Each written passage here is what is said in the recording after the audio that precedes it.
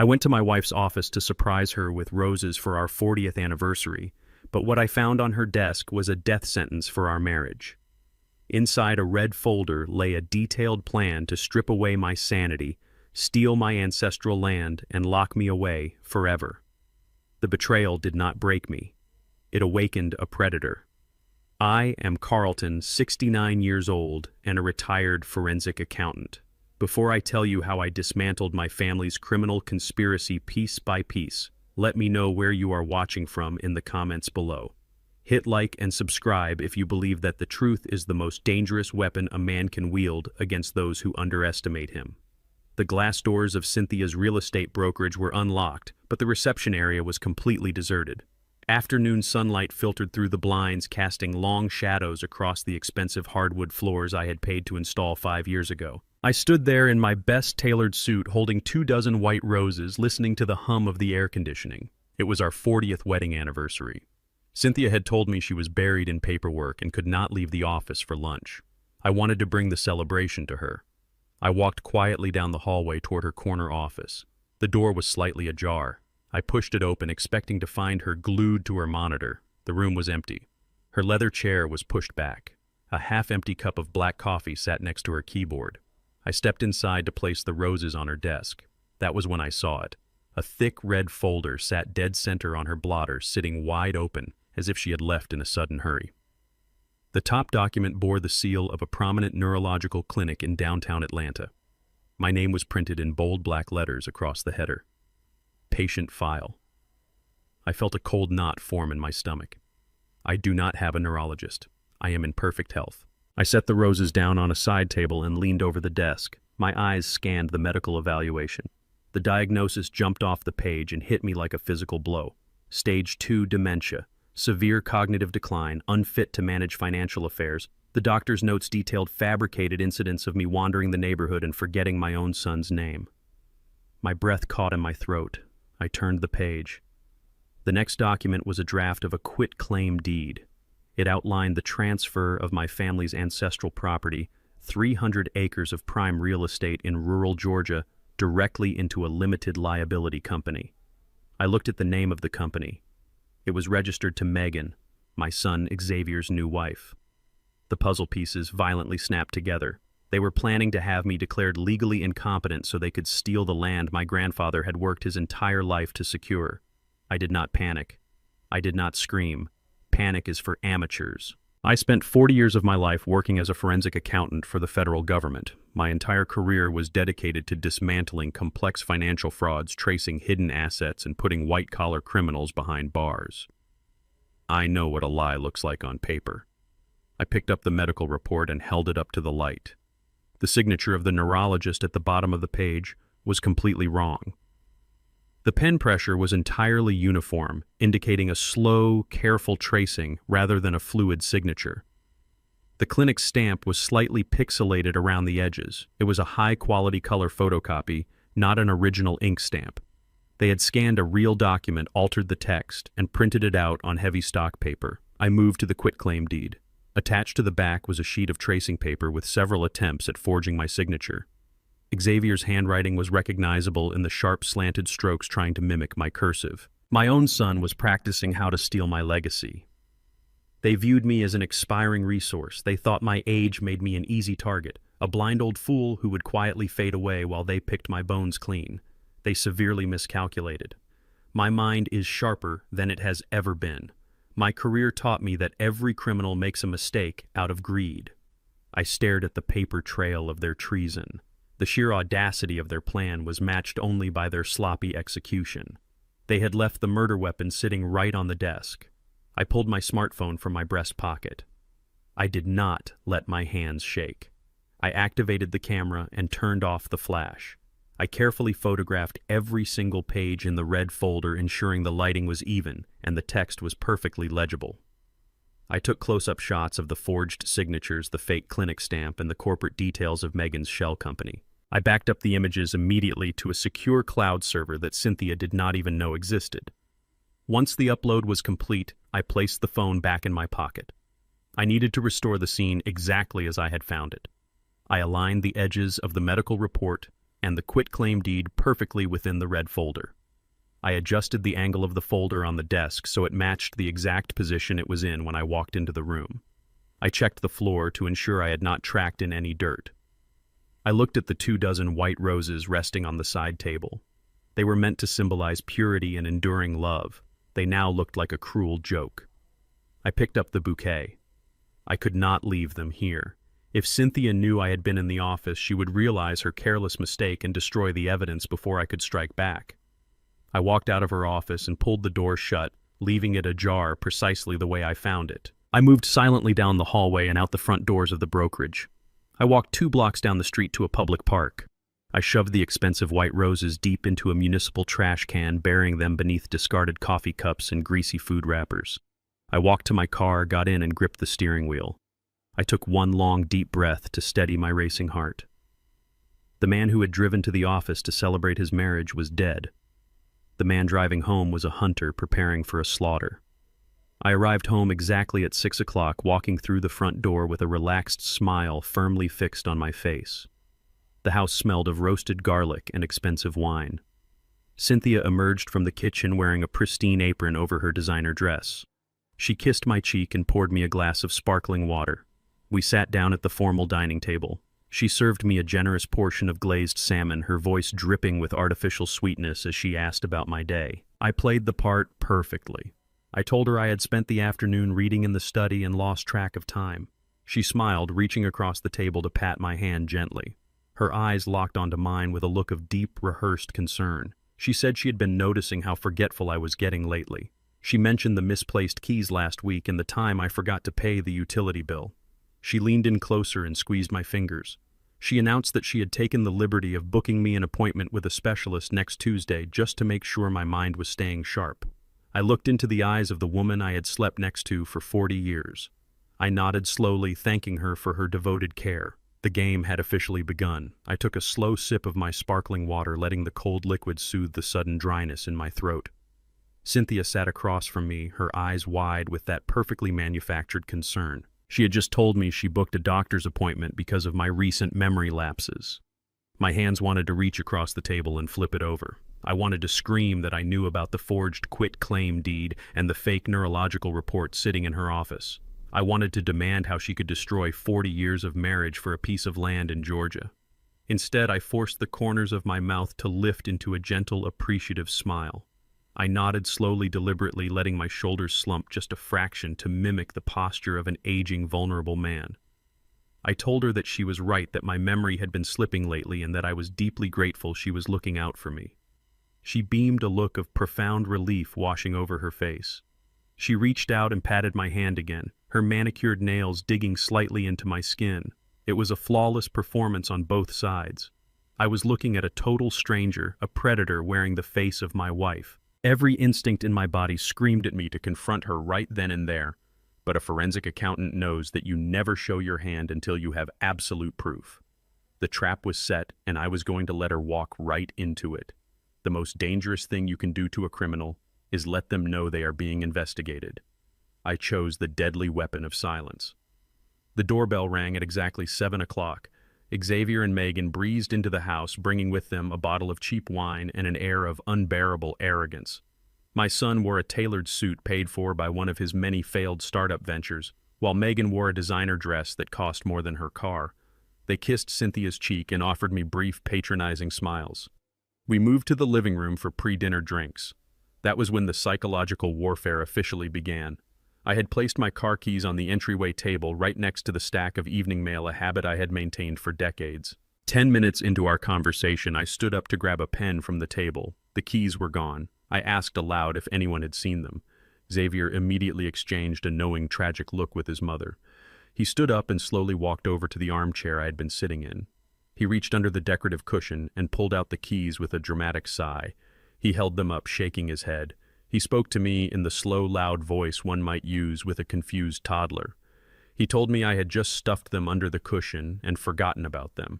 He asked if I was feeling okay, his eyes gleaming with malicious satisfaction. Megan chimed in, taking a sip of her wine and softly suggesting that maybe I should not be driving anymore for my own safety. I watched them closely. I did not argue. I apologized profusely, rubbing my temples as if I were genuinely confused and frightened. But behind my feigned bewilderment, my mind was recording every micro-expression. I noted the way Megan's foot tapped nervously against the floorboard, a classic sign of adrenaline masking deception. I noticed Xavier avoiding direct eye contact when he lied about the keys, staring instead at my chin. They were not just cruel, they were entirely amateurish. They thought they were orchestrating a masterpiece of manipulation, but to a trained investigator, they were leaving a trail of behavioral evidence a mile wide. The gaslighting continued relentlessly throughout the meal. Xavier casually mentioned a conversation we supposedly had yesterday about selling the house to fund my retirement care, a conversation that absolutely never happened. Cynthia chimed in, corroborating his lie with terrifying ease, detailing the imaginary numbers we had discussed. They were building a narrative of my mental decline brick by brick right in front of me. Every bite of food tasted like ash, but I chewed and swallowed, nodding along to their fabricated stories. I played the part of the fading patriarch perfectly. I let them believe they held all the power. I let them think they were the brilliant architects of my demise. They had no idea they were simply digging their own graves. I excused myself from the table, claiming I needed to use the restroom to wash my hands. I walked down the hall, my posture instantly straightening the moment I was out of their line of sight. The hunched shoulders disappeared, replaced by the rigid spine of a man preparing for war.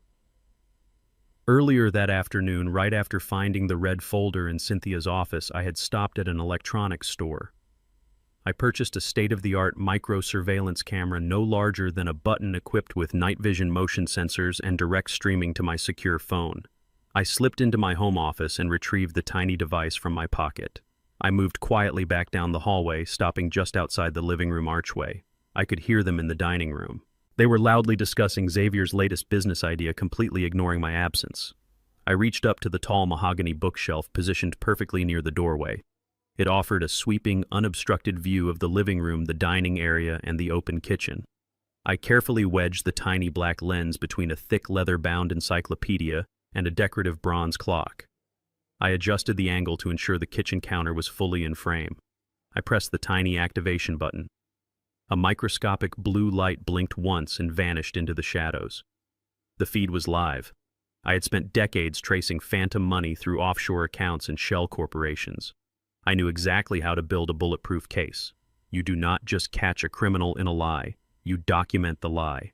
You record the entire process of the deception. You let them become so comfortable in their arrogance that they perform their crimes out in the open, fully believing they are invisible. I took a deep breath, slumped my shoulders back into my old man posture, and returned to the living room. I spent the rest of the evening enduring their condescending remarks, safe in the knowledge that every word, every fake look of pity, and every calculated lie was now being recorded in high definition. By 10 o'clock, the dishes were cleared, and Xavier and Megan had finally left for the night. I told Cynthia I was exhausted and headed upstairs to the master bedroom. I closed the door, locked it silently, and immediately pulled out my smartphone. I opened the encrypted application and accessed the live feed from the bookshelf camera. The high-definition image filled my screen in crisp detail. I saw Cynthia standing alone in the kitchen, illuminated by the soft glow of the under-cabinet lights. She was preparing our nightly cups of chamomile tea, a ritual we had shared for over 20 years. I watched intently as she checked over her shoulder, ensuring she was entirely alone. She reached into the pocket of her pristine apron and pulled out a small, unmarked plastic bag. She extracted a single white pill. She placed it on the marble counter and used the back of a heavy metal spoon to crush it into a fine powder. She swept the powder directly into my favorite blue ceramic mug.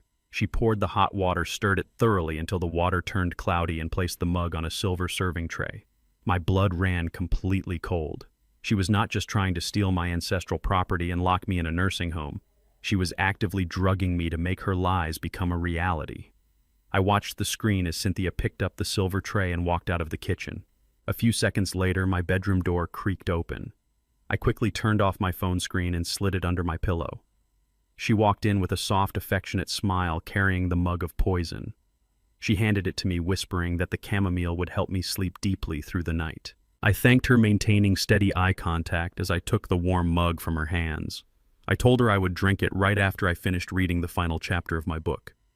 She kissed my forehead, her lips cold against my skin, and left the room, pulling the door tightly shut behind her. The moment the latch clicked into place, I threw off the heavy covers. I walked silently across the thick carpet to the large potted ficus plant sitting in the corner of our bedroom.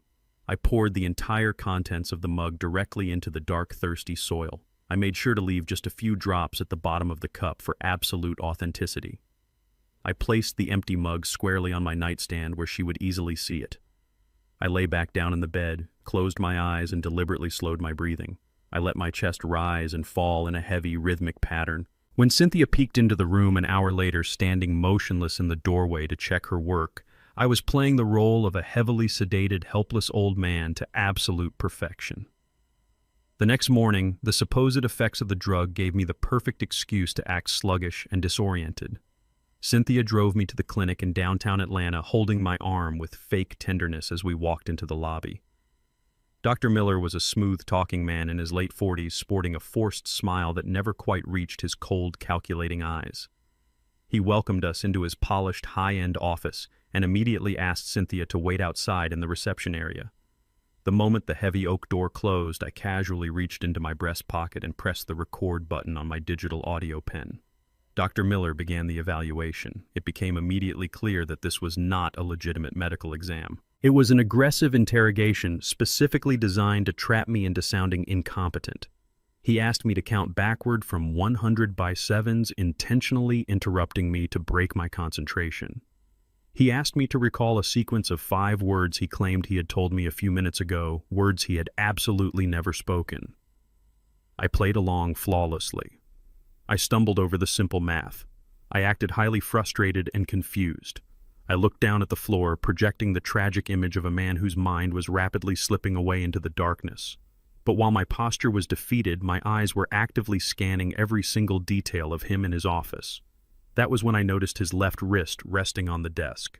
He was wearing a platinum Patek Philippe watch. A forensic accountant is trained to notice wealth, but more importantly, we are trained to spot the desperate, crumbling illusion of wealth. The edges of his crisp white medical coat were slightly frayed at the cuffs. The soles of his expensive leather shoes were worn completely thin at the edges. A man making a legitimate stable doctor's salary does not wear a watch worth $100,000 while neglecting basic everyday wardrobe maintenance. He only does that if he is drowning in debt to maintain a fabricated lifestyle. He was living entirely on credit, stretching his finances to the absolute breaking point. Miller finally wrapped up the session, scribbling notes onto his pad with a heavy, dramatic hand. He spoke to me in a sickeningly patronizing tone, telling me not to worry about a thing and that he would discuss a comprehensive long-term care plan directly with my wife. I thanked him with a perfectly trembling voice, stood up slowly, and shuffled my feet as I walked out of the office. I had given him exactly what he wanted, a documented performance of severe cognitive decline. But I walked out of that building with a pristine, high-definition audio recording of a licensed medical professional deliberately administering a fraudulent evaluation to steal an old man's freedom. Cynthia dropped me off at home shortly after claiming she had an urgent client meeting and needed to rush back to her brokerage. The house was completely empty. I dropped the sluggish act the second her car pulled out of the driveway. I walked straight to my secure study on the second floor and locked the heavy wooden door. I booted up my fully encrypted laptop. I did not need a police search warrant to find the truth. The internet leaves a permanent, undeniable financial footprint if you know exactly where to look. I ran Dr. Miller's full legal name through public tax records, property deeds, and civil court filings across 3 different counties. Within 45 minutes, I had completely mapped out his miserable financial existence. The picture was even more pathetic than I had initially suspected. Miller was practically bankrupt. He was drowning in 2 separate massive alimony payments, his private practice was hemorrhaging money, and he had a mountain of maxed-out credit card debt. But the golden thread connecting him directly to my wife was cleverly hidden inside a commercial real estate lease agreement. Miller's lavish clinic space was leased through a corporate property management firm. I traced the shell company back to its primary owner. It was Cynthia. He was currently 6 months behind on his commercial rent, owing her firm nearly $100,000. The arrangement was terrifyingly clear and brutally simple. Cynthia was forgiving his massive financial debt in exchange for a fabricated medical diagnosis that would allow her to seize total legal control of my entire estate. They were openly conspiring to commit systemic medical fraud and aggravated elder abuse. I systematically downloaded the commercial lease agreements, the official default notices, and the state tax liens. I organized every single document into a secure, heavily encrypted folder, right alongside the audio recording from my pen and the high-definition video of Cynthia drugging my tea. The undeniable evidence against them was compounding rapidly by the hour. They were arrogantly handing me the rope to hang them with piece by piece, document by document. I was deep into cross-referencing Cynthia's personal bank statements when a violent, explosive pounding echoed through the silent house. I glanced at the clock. It was just past midnight. I immediately closed my laptop, securing the files, and moved quietly down the darkened stairs. The banging on the heavy oak front door was frantic, entirely lacking the polite rhythm of a normal visitor. It sounded like pure, unadulterated panic. I unlocked the deadbolt and pulled the door open. Xavier and Megan practically fell forward into the hallway. They were both sweating profusely despite the cool night air, their eyes wide with genuine, unfiltered terror. Xavier quickly slammed the front door shut behind him and threw the deadbolt. He grabbed me tightly by the shoulders, his hands shaking violently against my robe. He did not bother with the condescending, arrogant tone he had used at the dinner table the night before. His voice cracked sharply as he spoke. He told me his latest tech business venture had completely collapsed and he had secretly borrowed a massive amount of money from some extremely dangerous people to cover his hidden losses. He looked me dead in the eye, his face pale and slick with sweat, and said they needed exactly $50,000 by tomorrow morning. He gripped my arms tighter and said if they did not get the cash immediately, the men were going to brutally kill them both. Xavier tightened his grip on my arms. His fingers dug deeply into the fabric of my bathrobe. The panic on his face was manufactured to absolute perfection. He panted heavily, blowing the smell of cheap alcohol and cold sweat into the stifling air of the living room. Megan stood right behind him, her hands covering her tear-streaked face. She sobbed continuously, repeating her carefully rehearsed lines. She screamed that the loan sharks already knew our home address. She insisted that they would not hesitate to use brutal violence if they did not receive exactly $50,000 in cash before 8 o'clock tomorrow morning. Xavier dropped to one knee on the hardwood floor. He looked up at me with bloodshot eyes, begging me to save his life. He swore this was the last mistake of his life and that he would work tirelessly to pay back every single cent. The silence in the room was suffocating, broken only by Megan's dramatic cries and my son's rapid breathing. They were intentionally backing me into the most ruthless psychological corner imaginable. If I refused to help, they would immediately use that as evidence in court. They would claim I was a heartless, senile father completely incapable of recognizing a life-threatening danger to my own flesh and blood. If I immediately wrote a check, they would submit that evidence to the judge instead. They would argue that I was easily manipulated and recklessly spending money due to cognitive decline. They thought they had set an inescapable trap for a weak old man. I looked down at Xavier's face, twisted in feigned terror. Through the eyes of a former forensic accountant, I could read this entire performance as clearly as a balance sheet. There were no loan sharks or underworld gangsters here. No dangerous criminal syndicate lends untraceable money to a serial failed entrepreneur without solid collateral. This was entirely a psychological pressure test orchestrated by Cynthia, Xavier, and Megan. They wanted to push me past my breaking point to see how I would react.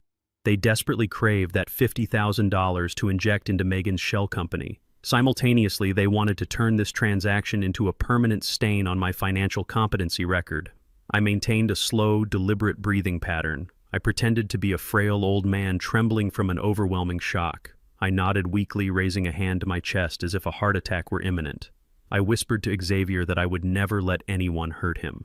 I told him to let go of my arms so I could retrieve my laptop.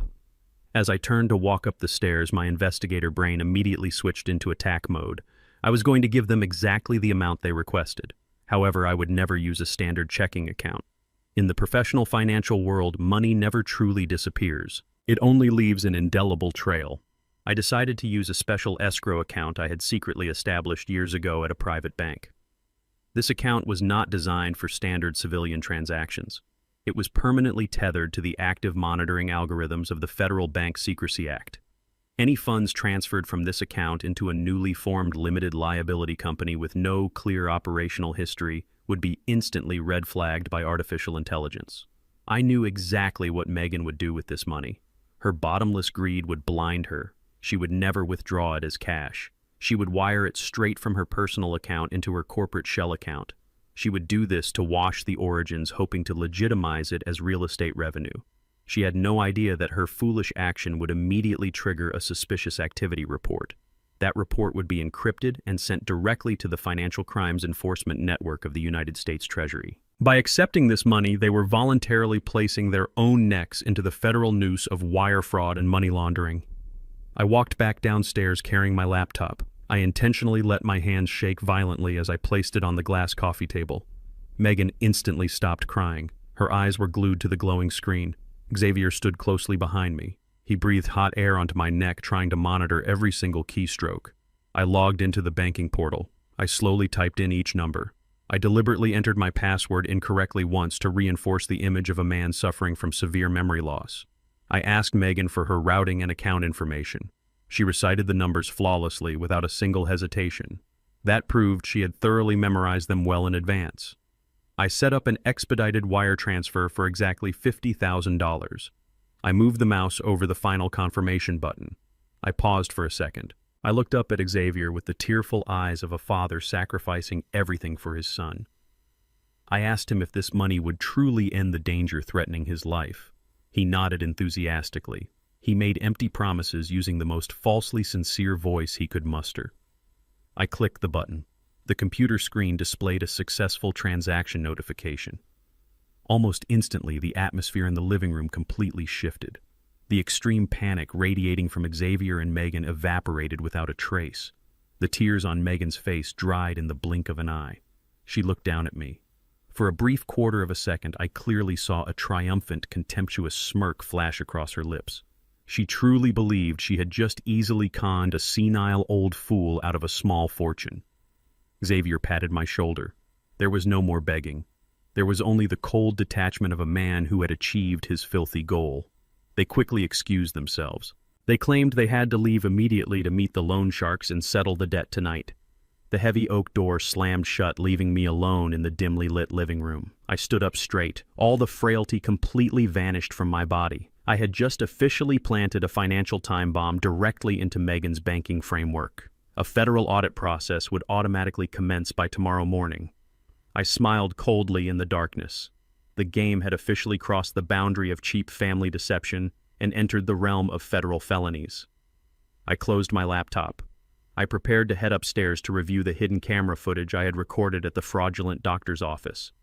But just as my foot touched the first step of the staircase, the cell phone in my bathrobe pocket suddenly vibrated aggressively. It was not a standard text message. It was a maximum security alert linked directly to the brokerage firm managing my $2 million retirement fund. I quickly unlocked the screen. A bright red notification glared back at me. The system warned of multiple consecutive failed password attempts trying to access and change the beneficiary identity on my central retirement account. The intelligent security firewall had immediately recorded and traced the IP address of the device attempting this cyber attack. I stared intently at the sequence of numbers displayed on the screen. The blood in my veins began to boil. That specific IP address perfectly matched the internet network at Cynthia's real estate office. While Xavier and Megan were acting out their theatrical play to siphon my cash at home, my wife of 40 years was sitting in her office in the dead of night. She was actively trying to break through my digital locks to steal my entire life savings. My heart pounded against my ribs as I stared at the glaring red security alert illuminating my dark bedroom. Cynthia was actively trying to breach my Vanguard retirement accounts right this second. I did not hesitate for a single moment. I immediately accessed the maximum security portal using my biometric identification and my encrypted master key. I initiated a total freeze on all outbound financial transfers across every single portfolio under my name. I rotated every security credential, wiped all authorized devices, and enabled a strict biometric-only access protocol. I watched the live access log scroll across my laptop screen in real time. I saw 3 more desperate, frantic attempts originating from her office IP address, followed instantly by a final permanent lockout notification. Her cyber attack had completely failed. She was locked out of my $2 million life savings, left sitting alone in her dark office with absolutely nothing to show for her treacherous efforts. I closed the laptop slowly, a cold and heavy sense of satisfaction settling deeply over me. The war had officially escalated beyond our household walls, and it was now time for me to secure the physical battlefield. The next morning, I packed a small travel bag with deliberate precision. I walked downstairs into the kitchen where Cynthia was aggressively stirring her coffee. She looked exhausted, her eyes ringed with dark circles from her failed midnight hacking attempt. I kept my voice soft and slightly trembling. I told her I was taking a short weekend flight to Georgia to visit my grandfather's grave. I played the part of a highly sentimental aging man desperately needing a connection to his past as his mind supposedly slipped away. She barely looked up from her tablet, dismissing my trip with a careless wave of her hand and a fake, tight-lipped smile. 2 hours later, I was seated on a direct flight to Atlanta, leaving the toxic atmosphere of my home far behind. Upon landing, I rented an unmarked black sedan and drove straight to my family's ancestral property located in the rural outskirts of the state. I parked my vehicle half a mile away on a hidden dirt road and walked silently through the dense, familiar woods. As I crested the final grassy hill overlooking the valley, the horrifying reality of their unhinged greed hit me like a physical blow. A massive yellow excavator was aggressively tearing through the rich topsoil, violently uprooting ancient oak trees that had stood proudly on my family's land for over a century. A large commercial construction trailer sat anchored near the property line, bearing the bold logo of a contracting company owned entirely by Megan's older brother. They had not even waited for their fraudulent quitclaim deed to be officially processed by the county clerk. They were so utterly confident in their twisted plan to declare me legally incompetent that they were already preparing my grandfather's sacred land for a massive multi-million-dollar commercial subdivision. I stood perfectly hidden in the thick tree line, watching the heavy machinery desecrate my family heritage. I did not shout in anger. I did not run down the hill to stop them. A forensic accountant does not stop a massive crime in progress if letting the crime continue guarantees a significantly longer federal prison sentence for the perpetrators. I pulled out my secure smartphone and recorded a continuous high-definition video of the illegal construction site. I clearly captured the company logos, the license plates of the commercial trucks, and the faces of the equipment operators tearing up the earth. I secured the video, turned around, and walked back to my car in absolute deadly silence. I drove directly back into the bustling heart of the city to a highly discreet, heavily guarded office building. Howard Kaplan, my personal attorney and oldest confidant, was waiting patiently for me in his private suite. Howard is a legal shark who specializes in aggressive asset protection and corporate warfare. I placed my laptop on his polished mahogany desk and systematically showed him everything. I displayed the high-resolution photos of the forged medical report, the fake quitclaim deed, the damning audio recordings of the corrupt doctor, and the fresh video of the excavators illegally destroying my land. Howard did not say a single word until he had meticulously reviewed every single piece of digital evidence. When he finally looked up, his eyes were cold, sharp, and entirely devoid of mercy. We immediately activated the ultimate legal weapon. 20 years ago, long before Xavier ever met Megan, I had placed the entire Georgia property into a highly classified, irrevocable trust. I am not the legal owner of that land. The federal trust is the sole proprietor. My signature on any property transfer document is legally meaningless and entirely void. By forging my name and transmitting that fraudulent deed across state lines using electronic networks, they were actively committing federal wire fraud. By moving heavy construction equipment onto protected land they did not own, they were committing felony criminal trespass and severe malicious property destruction. Howard immediately began drafting the federal injunctions and preparing the explosive evidence binders for the Federal Bureau of Investigation and the state prosecutor. We were not just going to stop their construction project. We were going to systematically annihilate their entire financial and personal futures. I caught a late evening flight back home, feeling the heavy weight of a loaded legal gun resting securely in my pocket, completely invisible but perfectly primed to fire. I arrived at my house just past 10 o'clock at night. I unlocked the heavy front door and stepped into the quiet hallway. My large leather suitcase, the expensive one I always used for extended vacations, was sitting violently overturned in the dead center of the foyer floor. All of my winter coats, heavy boots, and personal belongings had been carelessly thrown out of the hall closet and scattered across the hardwood. I walked slowly into the living room. Xavier and Megan were sitting comfortably on my couch, completely surrounded by massive cardboard moving boxes and packing tape. Megan looked at me with a sickeningly sweet, triumphant smile, holding a large glass of my most expensive vintage wine. Xavier stood up immediately, crossing his arms tightly over his chest. He looked me dead in the eye and announced that given my rapidly deteriorating mental condition, they had decided it was no longer safe for me to live alone with Cynthia. He told me they were officially moving in tonight. I stood frozen in the center of my living room, staring at my expensive leather suitcase lying violently overturned on the hardwood floor. My winter coats, heavy boots, and personal belongings had been carelessly thrown out of the hall closet and scattered across the beautiful rugs. Xavier stood with his arms crossed over his chest, his eyes full of arrogant defiance. He had just declared that they were moving in permanently because I was supposedly no longer competent to care for myself. A sudden surge of pure, unadulterated rage ignited deep in my chest.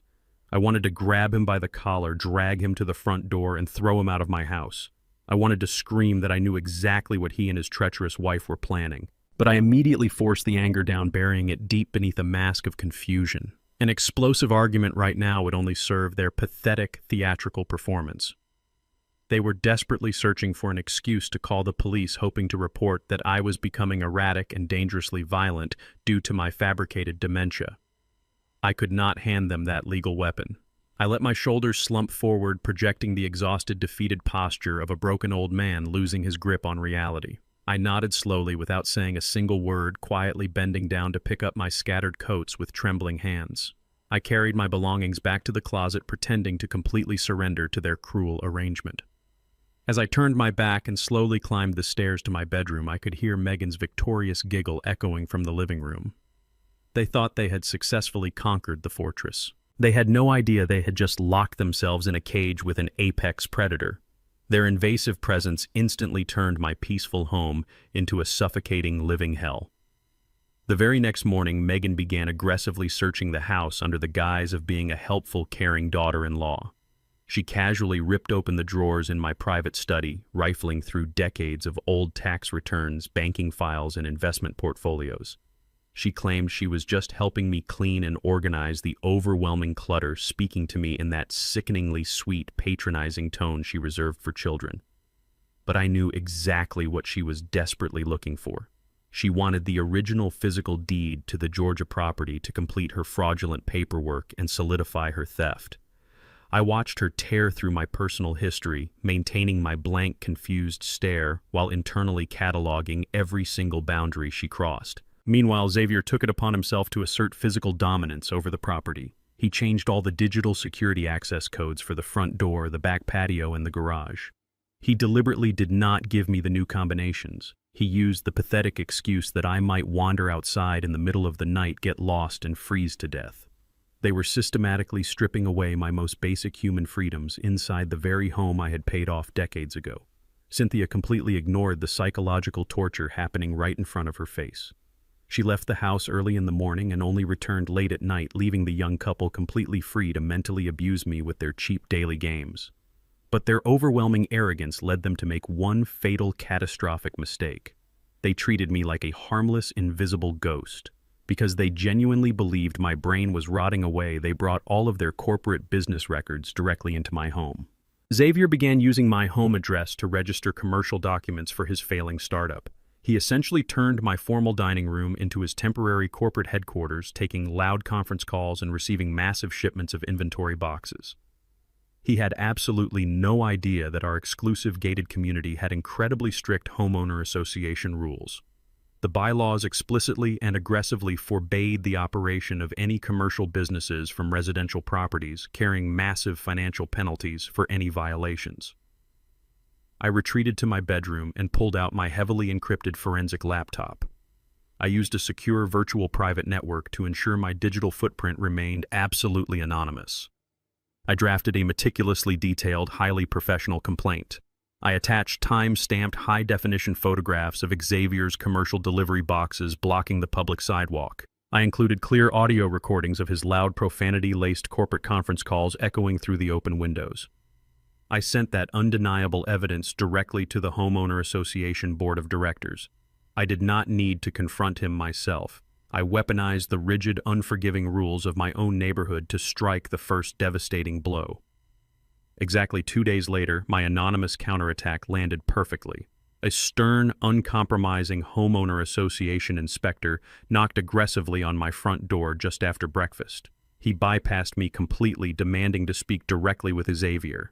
The inspector immediately handed my son a formal citation for $2,000. He clearly and loudly warned that if Xavier did not remove all illegal commercial operations from the premises within 48 hours, the daily fines would automatically double and the association would initiate immediate legal litigation to seize the property. Xavier panicked completely. His fabricated confident persona shattered in an instant. He started shouting and arguing frantically with the inspector right on the front porch, waving his arms in the air and demanding to know who reported him. Megan heard the loud commotion and ran outside to intervene, her voice shrill and highly defensive. Their attention was entirely focused on the massive financial crisis unfolding outside the front door. This was the exact golden window of opportunity I had been patiently waiting for. I dropped my frail old man posture instantly. I slipped silently out of the hallway and moved rapidly into the guest bedroom they had selfishly taken over. Megan's expensive laptop was sitting wide open on the unmade bed, the screen brightly illuminated and fully unlocked. I reached into my pocket and pulled out a tiny pre-programmed USB drive. It contained a piece of custom data extraction malware I had coded myself during my years hunting corporate embezzlers. I plugged it directly into her computer. The malicious software immediately activated in the background without triggering any visual warnings. It silently and rapidly cloned her entire email history, downloaded files, financial spreadsheets, and hidden hard drive directories. I stood completely still, watching the tiny status light blink rapidly, counting the seconds in my head while listening to the argument outside. The entire extraction process took exactly 1 minute and 45 seconds. The second the status bar confirmed a complete data transfer, I pulled the USB drive, automatically wiped the access logs, and slipped out of the room. I was back in the kitchen, slowly pouring a cup of coffee with trembling hands, just seconds before Megan stormed back inside, her face red with absolute fury from the argument outside. I walked slowly back to my locked study, carrying my coffee cup. The moment the heavy door clicked shut, I dropped the act completely. I sat down at my desk and immediately plugged the stolen USB drive into my secure system. I deployed a rapid keyword filtering algorithm, commanding the software to scan the massive volume of stolen data for anything related to the Georgia property. Within seconds, a heavily encrypted email chain appeared on my screen. I cracked the basic password and clicked on the most recent PDF attachment. A fully executed commercial real estate purchase agreement stared back at me. The buyer was a massive, highly aggressive commercial development firm based in Atlanta. The official purchase price was listed clearly at $4.5 million. But the staggering amount of money was not what made the blood freeze in my veins. Sitting proudly on the final page of the contract, right below the transfer of ownership declaration, was my own handwritten signature. It had been flawlessly copied and forged, complete with a fraudulent state notary stamp. They were not just preparing to steal my land in the future. They had already officially sold my family's entire legacy. I stared at the forged signature on the screen, letting the reality of their crime wash over me. The initial wave of shock quickly hardened into an icy, impenetrable resolve. They had actually done it. They had executed a fraudulent commercial real estate contract using my name. This was no longer just a greedy family dispute over an inheritance. This was aggravated identity theft and felony forgery on a multi-million-dollar scale. The fake notary stamp pressed next to my copied signature was the final nail in their legal coffin. They were so blinded by the promise of $4.5 million that they completely ignored the catastrophic legal consequences of their actions. I carefully saved the encrypted file and backed it up to my secure cloud server. I did not feel an ounce of pity for them. They had dug their own graves with their insatiable greed. Now it was time for me to start pushing the dirt back in. My focus shifted from the idiotic children playing at corporate crime to the true mastermind orchestrating this entire nightmare. It was time to deal with my wife. The next morning, Cynthia abruptly escalated her timeline. She realized that the fake medical evaluation was not enough to instantly hand her the legal control she desperately needed to finalize the Georgia land sale. She needed a medical power of attorney signed and witnessed immediately. To manufacture the urgency, she began a calculated, highly public smear campaign against me right in our own front yard.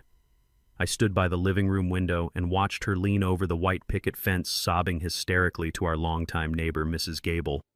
Cynthia dramatically wiped away fake tears, claiming that I had become aggressive and dangerously unpredictable during the night. She lied through her teeth, telling the neighborhood that she feared for her physical safety and desperately needed the legal authority to place me in a secure memory care facility before I hurt someone. Mrs. Gable patted Cynthia's shoulder sympathetically, completely buying into the tragic performance of the devoted, suffering wife. I turned away from the window, feeling a sickening wave of disgust. Cynthia came back inside an hour later, slamming a thick stack of legal documents onto the kitchen counter. She shoved a pen toward me and demanded I sign the medical power of attorney right then and there. I played the bewildered, frightened old man. I told her my hands were shaking too badly to hold the pen and begged her to let me rest until tomorrow. She rolled her eyes, grabbed the papers, and hissed that I was running out of time. She had no idea how right she was. The moment she left for her brokerage, I returned to my locked study. I had already gathered the evidence of her bribing the corrupt doctor, but I needed to completely destroy her professional foundation. I dove deep into her real estate firm's public financial filings, cross-referencing them with the private banking statements I had secured earlier. It did not take long for a forensic accountant to find the rotting core of her business. Cynthia had been illegally commingling her clients' earnest money deposits with her personal operating accounts to fund her lavish lifestyle and cover Xavier's massive business debts. It is one of the most severe, unforgivable violations a licensed broker can commit. I systematically compiled every manipulated ledger, every illegal wire transfer, and every forged bank reconciliation. I organized the explosive evidence into a highly detailed, undeniable digital dossier. I drafted a formal anonymous complaint outlining exactly how she was defrauding her clients and violating state financial regulations. I attached the mountain of irrefutable proof. I pressed send, routing the encrypted package directly to the primary investigative division of the State Real Estate Commission. The fuse was officially lit. I did not stay at the house to wait for the fallout. I wanted a front row seat to her professional execution. I drove downtown and parked 2 blocks away from Cynthia's high-end real estate brokerage. I walked into a small, unassuming coffee shop situated directly across the street from her office building. I ordered a black coffee, took a seat by the large front window, and simply waited. The State Real Estate Commission does not play games when it receives concrete proof of massive financial commingling. Less than 2 hours later, 3 unmarked black vehicles pulled up aggressively to the curb right in front of her building. 4 severe-looking state investigators stepped out, accompanied by 2 uniformed local police officers. They did not knock politely. They marched straight through the glass front doors with the focused intensity of a tactical strike team. I took a slow sip of my coffee, watching the chaos unfold through the large pane of glass. Within minutes, I could see panicked employees being ushered out of the building, clutching their personal belongings. Then the investigators began taping official bright orange notices across the inside of the floor-to-ceiling windows. They were formal cease and desist orders suspending the firm's operating license effective immediately. They were locking down the entire premises to seize the servers and secure the physical financial records. Cynthia was trapped inside, completely surrounded by federal and state authorities demanding answers for the massive holes in her escrow accounts. Her pristine, carefully constructed image of a successful, wealthy business owner was being violently ripped to shreds in broad daylight. She was losing her license, her reputation, and her primary source of fraudulent income, all at the exact same time. I finished my coffee, stood up, and walked out of the shop. My work there was done. I walked back to my car with a steady, relaxed stride. I felt an incredible sense of clarity. For decades, Cynthia had used that brokerage to project an aura of superiority and untouchable wealth. She used it to belittle my stable, quiet career as a government employee. Now the very institution she used to feed her massive ego was the exact instrument of her downfall. I drove back to our quiet suburban neighborhood, enjoying the smooth hum of the engine and the bright afternoon sun. I knew exactly what was coming next. A cornered animal is always the most dangerous, and Cynthia had just been backed into a corner with absolutely no way out. I was sitting calmly in the living room chair reading a book when the front door flew open with terrifying force. Cynthia burst into the hallway like a hurricane of absolute panic and rage. Her designer dress was wrinkled, her hair was completely disheveled, and her makeup was smeared across her face. She was practically hyperventilating. She did not even look at me. She screamed at the top of her lungs, her voice echoing violently up the stairwell, demanding that Xavier and Megan get downstairs immediately. The 2 of them came rushing down the steps, their faces pale with shock at the sight of her completely unhinged state.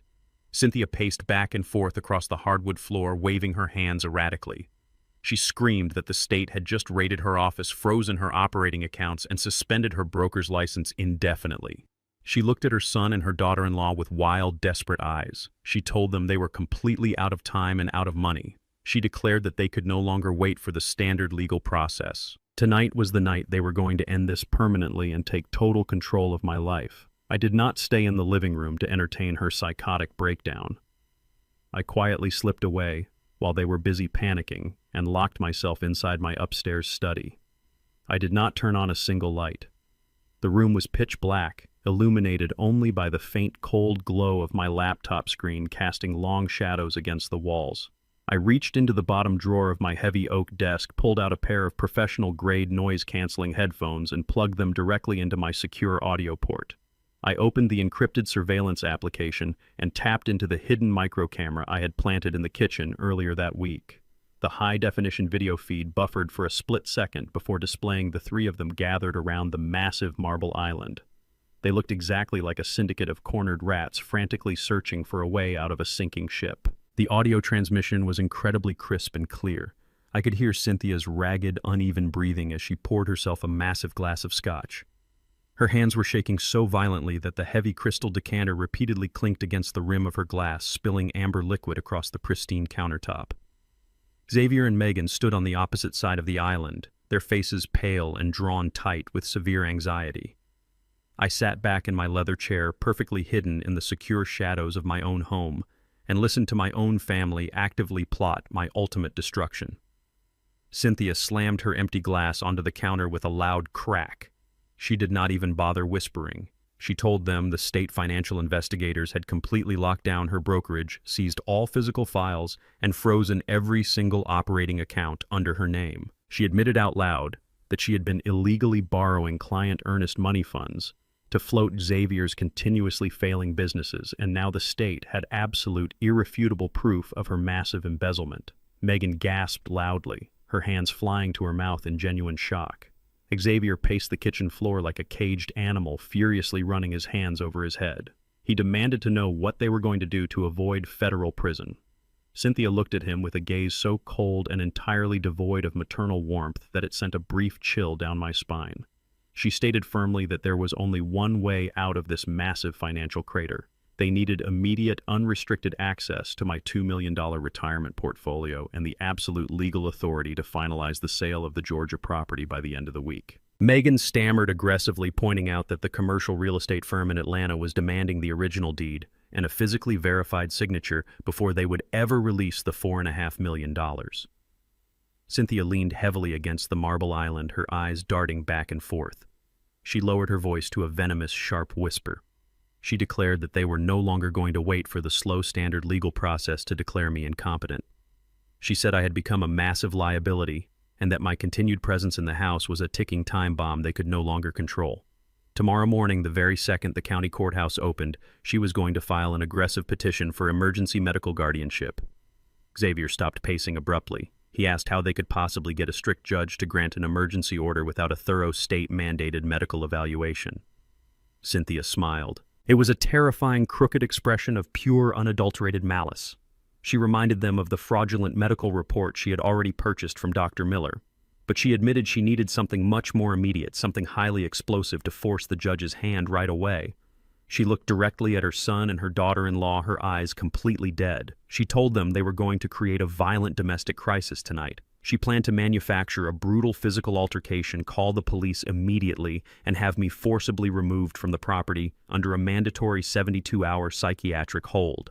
Once I was locked inside a state mental ward, heavily medicated and completely isolated from the outside world, she would have absolute uncontested control over my entire life and every single penny I had ever earned. I listened to them finalize the horrific details of my forced institutionalization. They were cold, calculating, and entirely devoid of basic human empathy.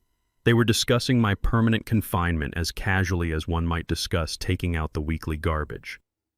I calmly removed my headphones and placed them gently on the wooden desk. My heart rate remained exceptionally slow and steady. A weaker man might have completely crumbled under the psychological weight of such profound betrayal from his own flesh and blood. But I am a forensic accountant. I have spent my entire adult life thriving in the cold, hard reality of undeniable facts and documented evidence. I opened the encrypted master folder on my desktop and began the final methodical review of my legal arsenal.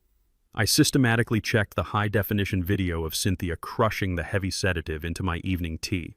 I verified the pristine audio recording of Dr. Miller conducting his entirely fraudulent manipulated medical evaluation while wearing a watch he could not afford. I reviewed the downloaded commercial lease agreements definitively proving the financial extortion occurring between my wife and the corrupt physician.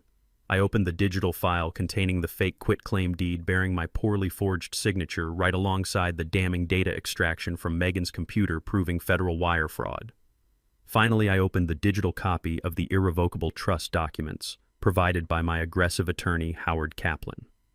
The federal paperwork definitively proved that I did not even legally own the Georgia property they were so desperately trying to steal.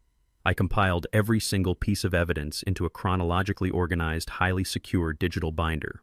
I sent a duplicated, heavily encrypted copy directly to Howard's private server with a prearranged authorization code.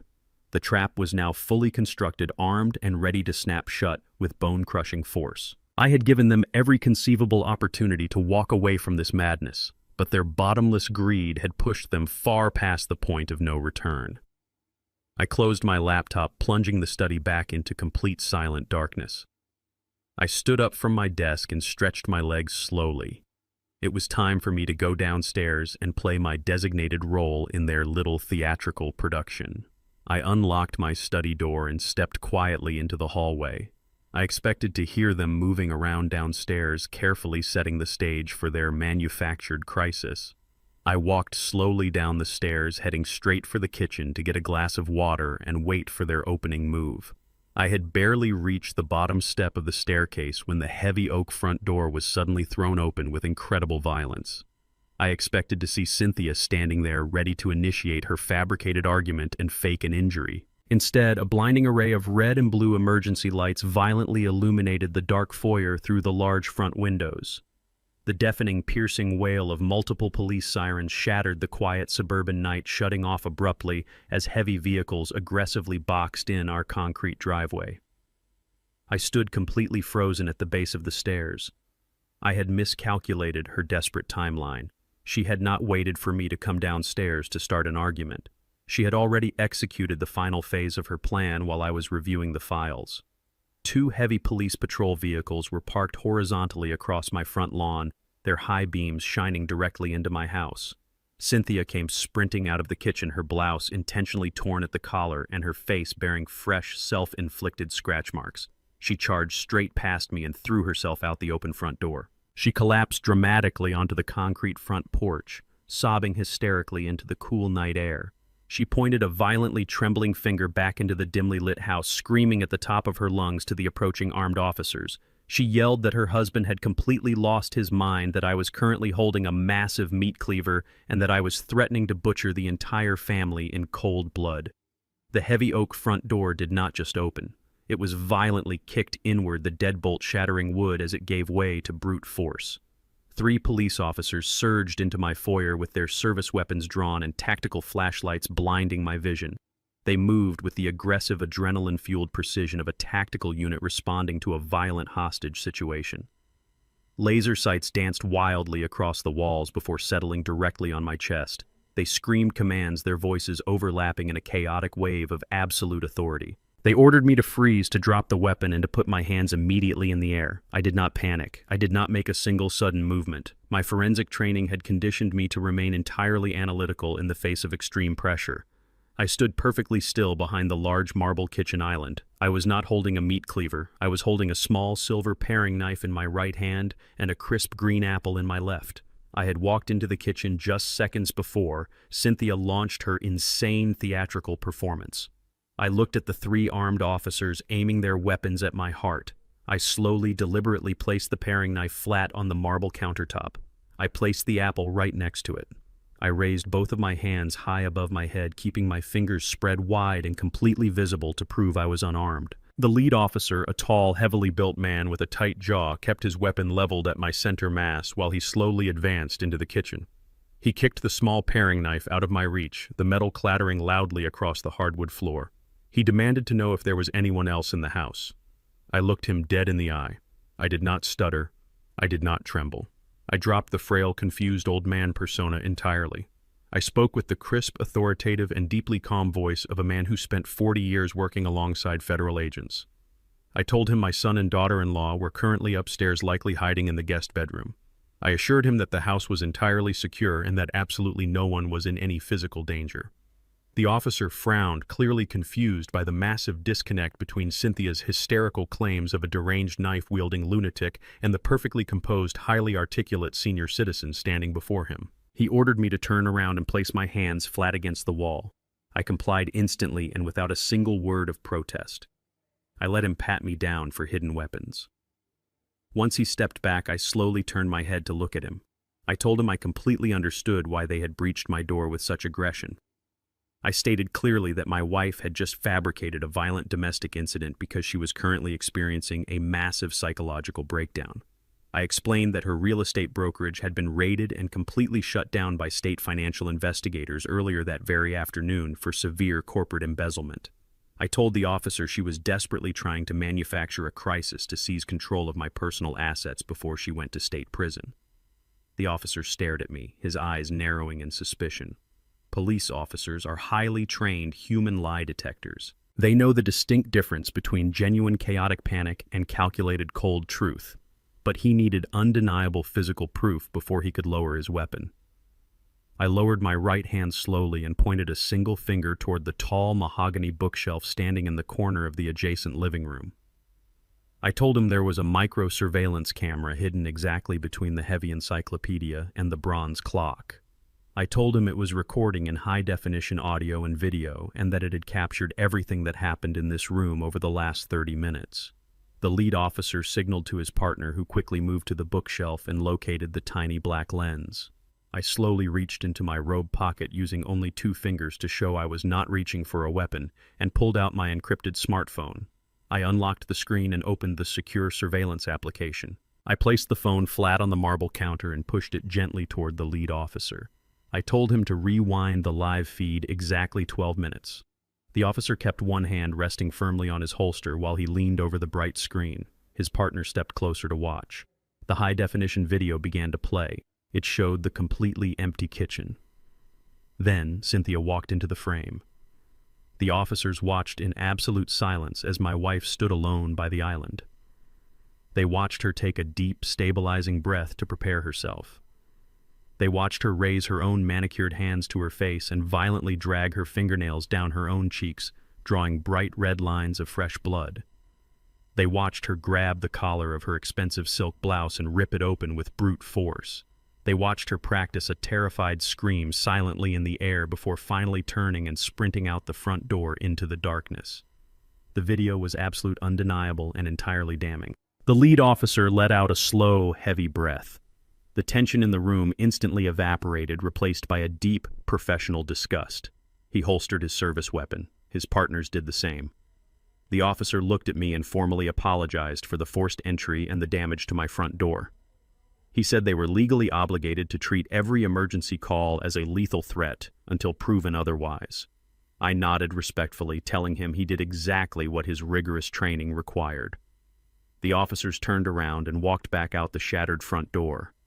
I stood in the quiet hallway and listened to the immediate confrontation outside. The lead officer did not offer Cynthia a single ounce of sympathy. He spoke to her with a loud, incredibly harsh voice that carried easily through the cool night air. He told her they had just watched the security footage of her mutilating her own face. He informed her that filing a false police report to manufacture a violent domestic charge is a severe criminal offense punishable by jail time. He told her the only reason she was not leaving in the back of a squad car tonight was because her husband had graciously declined to press immediate charges. He ordered her to stay away from the emergency dispatch lines and warned her that if they were called to this address again under false pretenses, she would be the one wearing handcuffs. The heavy patrol vehicles backed slowly out of my driveway. The flashing red and blue lights disappeared down the quiet suburban street, plunging my house back into the dark. Cynthia walked slowly back through the broken front door frame. Her face was incredibly pale, streaked with dried blood and completely ruined makeup. Xavier and Megan finally crept down the wooden stairs, staring at the shattered door and the police tire tracks on the lawn in absolute shock. Cynthia looked at me standing perfectly still in the dead center of the hallway.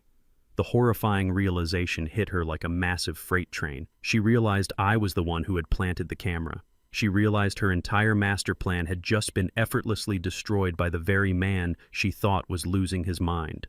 A guttural scream of pure animalistic rage ripped from her throat. She lunged forward with surprising speed, raising her hands to strike my face. She expected me to cower. She expected the frail, confused old man to fall backward in fear. She was entirely wrong. I stepped directly into her attack and caught both of her wrists mid-air. My grip was like a steel vise. I twisted her arms down, forcing her to stop dead in her tracks.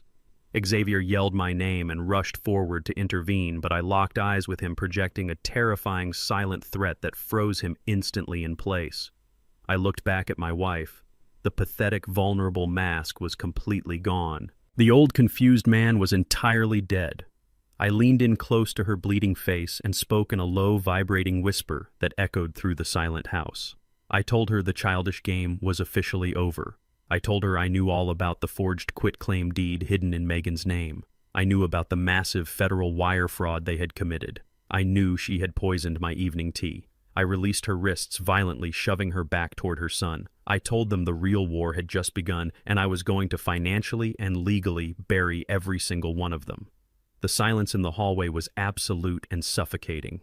Cynthia, Xavier, and Megan stood completely frozen like statues, their eyes wide with a terrifying new reality. For months they had treated me like a decaying piece of furniture, a senile old fool who could not even remember where he left his car keys. Now they were staring directly at a phantom investigator who had systematically dismantled their entire criminal operation from the shadows. I watched the blood completely drain from Megan's face. She instinctively took a step back, hiding behind my son. Xavier opened his mouth to speak, perhaps to offer some pathetic excuse or beg for a shred of mercy, but his voice completely failed him. His jaw trembled silently. He finally realized that every single moment of his arrogant psychological manipulation had been meticulously recorded and categorized as federal evidence. The balance of power had not just shifted, it had been violently inverted right before their eyes. I did not need to raise my voice or resort to physical violence. The cold, undeniable weight of the truth was already crushing them into the hardwood floor. I turned my back on them and began walking slowly up the stairs, leaving them to suffocate in their own guilt. I had only reached the landing of the second floor when a sharp electronic ringtone shattered the heavy silence downstairs. It was Megan's cell phone. I paused, resting my hand on the smooth wooden banister, and listened intently in the darkness. I heard her rummage frantically through her designer purse, her breathing rapid and shallow. She answered the call with a shaky, breathless voice, expecting it to be another one of Xavier's angry creditors. The caller was not a friend, a family member, or a local loan shark. It was the high-security fraud prevention department of her private bank. Because I had deliberately wired that $50,000 from a highly monitored federal escrow account directly into her newly formed shell company, the federal algorithms had flagged the transaction the very second it processed. I listened with immense satisfaction as Megan's shaky voice turned into a shrill shriek of pure, unadulterated panic. She demanded to know why her online login credentials were not working and why her debit cards were declining. A few seconds later, she dropped her phone onto the floor. It landed with a loud, sharp crack. She grabbed her hair with both hands and screamed that her entire corporate bank account had been permanently frozen by the Internal Revenue Service. The automated money laundering investigation had officially locked down every single penny she possessed. The $50,000 she thought she had so cleverly stolen from a helpless old man had acted exactly like a digital tracking die. It had infected her entire financial network, triggering a massive federal freeze that completely paralyzed her shell company and her personal assets. She sobbed uncontrollably, dropping to her knees on the floor. She confessed to Xavier that the bank representative informed her she was now under active ongoing investigation by the Financial Crimes Enforcement Network. Her bottomless greed had completely blinded her to the basic fundamental rules of financial security. She had voluntarily accepted a heavily monitored wire transfer and tried to instantly wash it through a fake real estate ledger to legitimize the funds. I smiled coldly in the darkness of the upstairs hallway. The bait had been taken. The hook was set deep in her jaw, and the federal government was already reeling her in with absolute precision. She was trapped in a financial cage she had built with her own two hands. There is absolutely no loyalty among thieves when the walls finally start closing in. The fragile, toxic alliance between my wife, my son, and his wife instantly shattered into a million jagged pieces right in my foyer. Xavier did not rush to the floor to comfort his sobbing wife. Instead, he turned on her with a vicious, explosive fury that echoed through the house. He screamed that she was an absolute idiot for using her primary business account to receive the stolen money. He blamed her entirely for the federal investigation, conveniently forgetting that he was the one who had begged me for the cash on his hands and knees just 24 hours ago. Megan snapped back instantly, her tears drying into pure defensive venom. She yelled that she only created the shell company because his massive hidden startup debts were threatening to leave them entirely homeless. She called him a pathetic failure who had to rely on manipulating his own father to survive. The two of them stood there viciously tearing each other apart with brutal insults, while Cynthia leaned heavily against the wall, hyperventilating. My wife was in a state of total catastrophic shock. The freezing of Megan's accounts meant there was absolutely no cash left to save her. Cynthia needed hundreds of thousands of dollars immediately to hire a top-tier criminal defense attorney to fight the state embezzlement charges and keep her out of prison. She had secretly planned to use the $50,000 from Megan as an emergency retainer fee by tomorrow morning. Now that money was locked inside an impenetrable federal vault.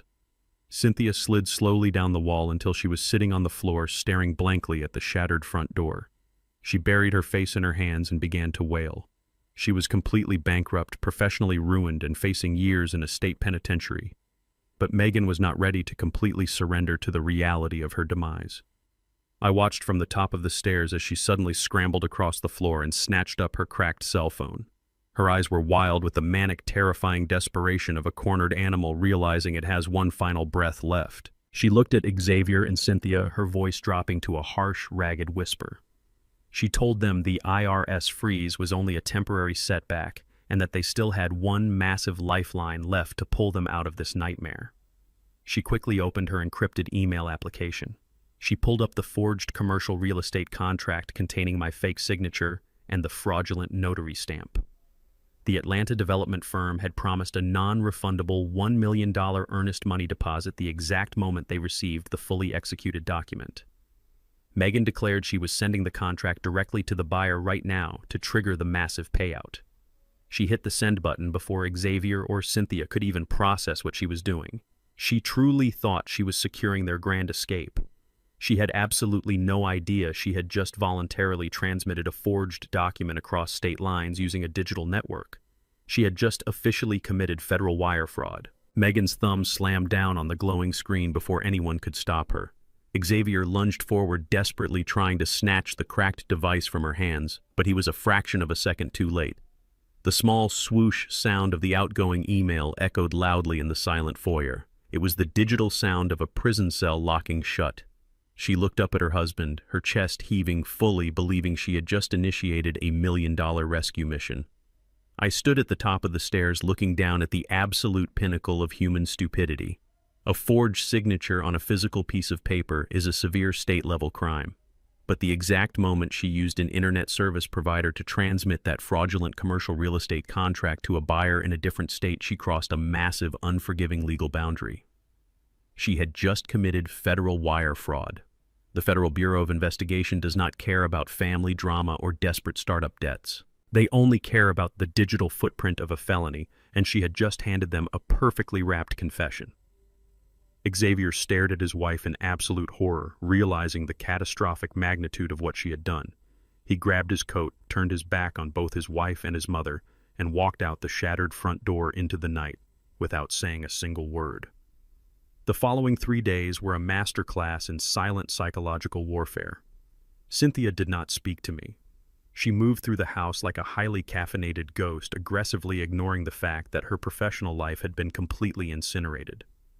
Her real estate brokerage remained locked down by state investigators, and her bank accounts were frozen solid. Her only remaining lifeline was the emergency guardianship hearing she had somehow managed to expedite through the county probate court. She truly believed that if she could just get a judge to declare me legally incompetent, she could instantly seize my $2 million retirement fund, pay off her massive embezzlement debts, and miraculously avoid state prison. She used her last functioning credit card to hire a notoriously aggressive probate attorney known for bulldozing through family courts. I let her operate under her false blanket of security. I spent my days quietly meeting with Howard Kaplan in his secure downtown office. We were not preparing a standard legal defense. We were meticulously constructing a federal execution. I have spent my entire adult life testifying as an expert forensic witness in highly contested federal fraud cases. I know the exact rhythm of a courtroom. I know how judges think, how they weigh evidence, and exactly how they react to blatant perjury. Howard and I spent hours organizing the high-definition surveillance videos, the audio recordings, the IRS money laundering alerts, and the federal trust documents into heavy, undeniable evidence binders. We were not just going to prove I was sane. We were going to systematically dismantle their entire lives right in front of the presiding judge. The morning of the hearing was cold and aggressively bright. I wore my best charcoal gray tailored suit, the exact one I used to wear when testifying against Wall Street embezzlers. I walked into the county courthouse with my head held high, projecting the absolute calm of a man who held all the winning cards. The probate courtroom was a sterile, intimidating environment with heavy oak paneling and harsh fluorescent lighting. I took my seat at the defense table. I sat entirely alone. Howard Kaplan was intentionally absent, waiting patiently in the corridor for my specific signal. Cynthia sat at the petitioner's table across the aisle, flanked by her sleazy, overpriced attorney. She wore a conservative navy blue dress, her hair pulled back tightly to emphasize the dark, exhausted circles under her eyes. She was aggressively playing the role of the battered, terrified wife pushed to the absolute brink. Xavier and Megan sat right behind her in the gallery, holding hands and looking incredibly tense. Megan kept checking her phone, desperately hoping to see $1 million wire transfer from the Atlanta buyers that was never going to arrive. The heavy wooden door behind the bench swung open, and the Honorable Judge Harrison took his seat. He was an older, stern-looking man with a reputation for having absolutely zero patience for family drama. The bailiff called the court to order, and the final battle officially commenced. Cynthia's attorney immediately called her to the witness stand. She walked up to the box with a slow, trembling gait. She placed her right hand on the Bible and swore to tell the whole truth, immediately committing perjury the second she opened her mouth. Her attorney gently guided her through a highly rehearsed narrative of my supposed mental collapse. She cried on absolute command. She told the judge about my imaginary memory lapses, my supposed financial recklessness, and my aggressive outbursts. She boldly brought up the incident with the paring knife from a few nights ago, conveniently omitting the fact that the police officers had cleared me and explicitly threatened to arrest her for filing a false report. She claimed I was a massive danger to myself and my family. She sobbed heavily into a tissue, begging the judge to grant her full medical and financial guardianship so she could place me in a secure memory care facility before I hurt someone. Judge Harrison listened intently, taking careful notes. He looked down at me with a gaze full of pity and solemn resignation. He was clearly buying every single word of her tragic performance. Cynthia's attorney thanked her and proudly announced that he had one final irrefutable piece of evidence to present to the court. He stated that he had brought in an independent, highly respected medical professional to confirm my severe cognitive decline. The heavy double doors at the back of the courtroom swung open. Dr. Miller walked confidently down the center aisle wearing a pristine white coat over an expensive suit, ready to deliver the fraudulent medical diagnosis that would legally end my life. He stepped into the witness box completely unaware that he was walking directly into a trap. I sat perfectly still, maintaining my posture as a helpless old man. The judge leaned forward, preparing to hear the final medical nail in my coffin. I slowly reached into my jacket pocket and pulled out my phone. I pressed a single button, sending a blank text message to Howard Kaplan waiting outside. The heavy double doors at the back of the courtroom swung open with a loud, resounding thud mere seconds after I pressed send. Howard Kaplan strode down the center aisle. He did not walk like a standard family lawyer. He moved with the aggressive, undeniable presence of a federal prosecutor stepping onto a battlefield he had already conquered. He carried a thick black leather briefcase in his left hand. Cynthia's attorney stopped dead in his tracks, his mouth hanging open in mid-sentence. Cynthia spun around in her chair. The fake tears on her cheeks dried instantly, replaced by a look of genuine, unfiltered panic. She recognized Howard from the few times he had visited our house decades ago. She knew exactly what kind of law he practiced. Judge Harrison banged his gavel sharply against the wooden block, demanding to know who was interrupting his courtroom. Howard did not pause. He walked directly past the petitioner's table and stopped right beside me. He placed his heavy briefcase onto the defense table with a solid thud. He looked up at the bench and introduced himself in a booming, authoritative voice. He formally announced that he was my retained legal counsel specializing in complex asset protection and corporate fraud. He respectfully requested the court's permission to conduct the cross-examination of the medical witness. Judge Harrison narrowed his eyes, clearly intrigued by the sudden dramatic shift in the atmosphere. He nodded once, granting Howard the floor. The execution was officially underway. Dr. Miller sat in the witness box, adjusting the cuffs of his pristine white coat. He looked highly uncomfortable. His eyes darted nervously between Cynthia and Howard. Cynthia's attorney quickly tried to regain control of the narrative. He asked Dr. Miller to confirm his professional diagnosis of my mental state. Miller cleared his throat and confidently stated for the official court record that I was suffering from advanced stage 2 dementia. He claimed my cognitive functions were severely compromised and that I required immediate full-time institutionalized care. Howard Kaplan did not object. He stood perfectly still, letting the doctor dig his own grave under oath. Once the direct examination concluded, Howard stepped up to the wooden podium. He did not ask Dr. Miller a single question about my medical health. Instead, Howard pulled a crisp, stapled document from his binder. He asked the doctor to confirm his primary business address. Miller blinked, confused by the sudden pivot, but recited the address of his lavish downtown clinic. Howard then asked if it was true that Miller's private practice was currently leasing that commercial space from a property management firm owned entirely by Cynthia. Cynthia's attorney shot up from his chair, loudly objecting to the question, claiming it had absolutely no relevance to my medical evaluation. Judge Harrison leaned forward, his judicial instincts fully activated. He overruled the objection immediately and ordered the doctor to answer the question. Miller swallowed hard. The confidence drained entirely from his face. He mumbled a quiet confirmation. Howard took a step closer to the witness stand. His voice grew sharper, echoing off the high ceiling.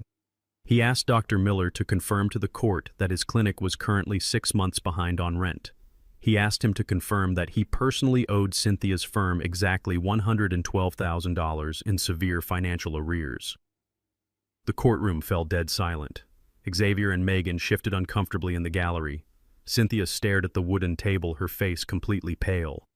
Miller stammered, his eyes wide with rising terror. He tried to claim that his personal finances had nothing to do with his professional medical integrity. Howard Kaplan smiled. It was a cold, merciless expression. Howard opened his black leather briefcase. He pulled out 3 thick, identical evidence binders. He handed one to the bailiff to pass to the judge and dropped another aggressively onto the table right in front of Cynthia's attorney. He kept the third for himself.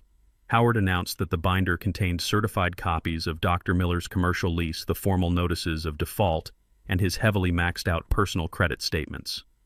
But Howard was not finished. He stated that a financial motive was only the first half of the crime. He reached into his pocket and pulled out a small digital audio player. He requested permission to submit a certified, unedited audio recording into the official court record. The judge granted the request, his eyes locked firmly on the trembling doctor. Howard placed the small speaker on the edge of the podium and pressed play. The pristine audio of my fraudulent medical evaluation filled the massive courtroom. Everyone heard Dr. Miller's patronizing voice asking me rigged questions. They heard him deliberately interrupt me to break my concentration. They heard him boldly fabricate a sequence of words he had never spoken. The recording was absolute, undeniable proof of a licensed physician actively manufacturing a false diagnosis to steal an old man's freedom. Dr. Miller gripped the edges of the wooden witness box so hard his knuckles turned completely white. He looked like a man standing on the gallows listening to the trapdoor latch being slowly pulled away. The recording ended with the sound of Miller promising to discuss my long-term care plan directly with Cynthia. Howard clicked the player off. The silence that followed was heavier than lead. Howard looked directly at the judge. He stated firmly that this was not a medical evaluation. It was a contracted hit on my legal autonomy purchased by a desperate woman trying to erase her own massive financial crimes. Judge Harrison's face turned deep red with absolute righteous fury. He slammed his gavel down with explosive force. He ordered Dr. Miller to remain seated in the witness box. The judge looked directly at the court bailiff and instructed him to immediately contact the state medical board and the local district attorney's office. He declared that he was holding Dr. Miller in direct contempt of court for committing blatant perjury and aggravated medical fraud right in front of his bench. 2 armed deputies stepped forward, taking up positions directly behind the trembling doctor. Cynthia watched her primary weapon get instantly neutralized and placed under armed guard. Her entire emergency guardianship petition was collapsing violently around her. Her sleazy attorney was sweating profusely, frantically flipping through his pathetic notes. He realized his client had just dragged him into a massive federal conspiracy. In a desperate blind panic to save the hearing, the attorney jumped up from his chair. He shouted that regardless of the doctor's credibility, the court still needed to address my violent behavior. He loudly reminded the judge about the police incident, claiming I had threatened to butcher my family with a knife just 3 nights ago. He begged the judge to focus on the immediate physical danger I supposedly posed to the community. Howard Kaplan turned away from the podium and looked directly at me. We both shared a brief, imperceptible nod. The attorney had just blindly stepped directly onto our second landmine. Howard calmly reached back into his black briefcase and pulled out a highly encrypted flash drive. Howard held the sleek metal flash drive high in the air for the judge to see. He stated clearly that the petitioner's attorney had just forcefully opened the door to character evidence regarding the events of that specific night. He formally requested the court's permission to play a single video file captured by a hidden security camera located inside my living room. Cynthia's attorney objected wildly, waving his hands and claiming the footage was unverified and highly prejudicial. Judge Harrison silenced the panicked lawyer with a single sharp glare and immediately granted Howard's request. The court clerk walked over, took the flash drive, and plugged it directly into the courtroom's primary presentation system. The 4 massive flat screens mounted on the walls flickered to life. I sat perfectly still, my hands folded neatly on the wooden defense table. I did not even look at the screens. I looked directly at my wife. Cynthia leaned forward in her chair, her eyes wide with a sudden dawning terror. She had completely forgotten about the camera. She truly believed the police had ignored it or that the footage was safely locked away on my personal phone. She had absolutely no idea that Howard possessed a fully certified time-stamped copy of her psychotic breakdown. The high-definition video began playing simultaneously across the massive screens. The audio feed was crystal clear, capturing the ambient silence of my dark house. Everyone in the packed gallery watched the empty kitchen. Then Cynthia walked into the frame. The entire courtroom gasped collectively as they watched my wife stand perfectly alone next to the marble island. They watched her take a deep, stabilizing breath. They watched her raise her own manicured hands to her face and violently drag her fingernails down her cheeks, drawing bright red lines of fresh blood. They watched her grab the collar of her expensive silk blouse and rip it open with brute force. They watched her practice a terrified scream silently in the air before finally turning and sprinting out the front door into the darkness to greet the armed police officers. Howard pressed a button on his remote, pausing the video right on the frozen high-definition frame of Cynthia's heavily scratched, bleeding face. He turned to the judge and stated that the responding police officers had already reviewed this exact footage on the night of the incident. He added that the local precinct had officially filed a report citing Cynthia for manufacturing a false domestic violence claim and wasting emergency resources. The absolute silence in the courtroom was deafening. Judge Harrison stared at the frozen image on the screen, his jaw set in a hard, unforgiving line. He looked down at Cynthia with a level of pure judicial contempt that could freeze boiling water. Cynthia's high-priced probate attorney stood completely frozen at his podium. He looked at the massive screen, then slowly looked down at his client. He realized instantly that Cynthia had lied to him, manipulated him, and forced him to present a fabricated, highly illegal domestic violence claim to a sitting judge. In the legal profession, presenting knowingly false evidence is a fast track to permanent disbarment. The attorney did not hesitate for a single second. He scrambled to gather his legal pads, shoving them haphazardly into his expensive leather briefcase. He addressed the judge with a shaky, breathless voice, formally requesting to withdraw as petitioner's counsel, effective immediately due to severe and irreconcilable ethical conflicts. Judge Harrison granted the withdrawal without a moment of hesitation. The attorney practically sprinted out of the courtroom, leaving Cynthia sitting entirely alone at the massive wooden table. She had no corrupt doctor to back her up. She had no lawyer to defend her. Her entire manufactured reality had been violently stripped away in less than 20 minutes. Cynthia buried her face in her hands, her shoulders shaking with silent, defeated sobs. But Howard Kaplan was not finished. A trained forensic accountant does not stop fighting when the primary target is neutralized. We follow the money trail until every single conspirator is fully exposed and brought to justice. Howard turned his sharp, predatory gaze away from Cynthia and looked directly into the gallery. He locked eyes with my son. Howard formally requested the court's permission to call Xavier to the witness stand as a hostile witness regarding the systemic financial abuse of a vulnerable elder. Judge Harrison immediately agreed, leaning forward with intense interest. Xavier physically recoiled in his wooden pew.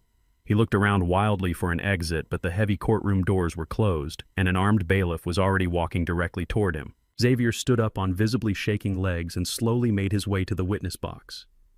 He placed his hand on the Bible and took the oath with a voice so weak it barely registered on the courtroom microphone.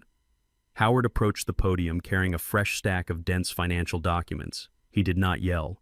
He spoke with the quiet, deadly precision of a surgeon operating with a scalpel. He asked Xavier to confirm his current employment status. Xavier stared at his shoes and admitted he was currently unemployed. Howard then displayed the certified banking records of the $50,000 wire transfer I had sent to Megan's newly formed shell company just days prior. Howard asked Xavier how an unemployed man and his wife managed to trigger a massive ongoing federal money laundering investigation by the Internal Revenue Service in less than 24 hours. Xavier turned completely white. The blood drained entirely from his face. He realized Howard knew absolutely everything about the frozen bank accounts and the federal dragnet closing in around them. Howard pressed the attack harder. He stepped right up to the edge of the witness box. He asked Xavier to confirm under penalty of federal perjury if he and his wife had intentionally extorted a senior citizen for $50,000 under the false pretense of paying off violent loan sharks. Xavier opened his mouth, but no sound came out. He looked at the judge, then at me, completely paralyzed by the terrifying weight of his crimes. He was visibly cracking. He was taking a deep breath, preparing to confess to everything and throw his wife entirely under the bus just to save himself from a maximum security prison sentence. Megan saw his resolve crumbling from her seat in the gallery. She saw her husband preparing to send her away. She could not handle the immense pressure. Megan jumped out of her seat, ignoring all courtroom decorum. She pointed a shaking finger directly at Howard and screamed at the top of her lungs. She yelled that they did not need the miserable $50,000 anymore and that they did not care about the IRS freeze. She proudly announced to the judge and the entire courtroom that she had fully executed the commercial real estate contract last night.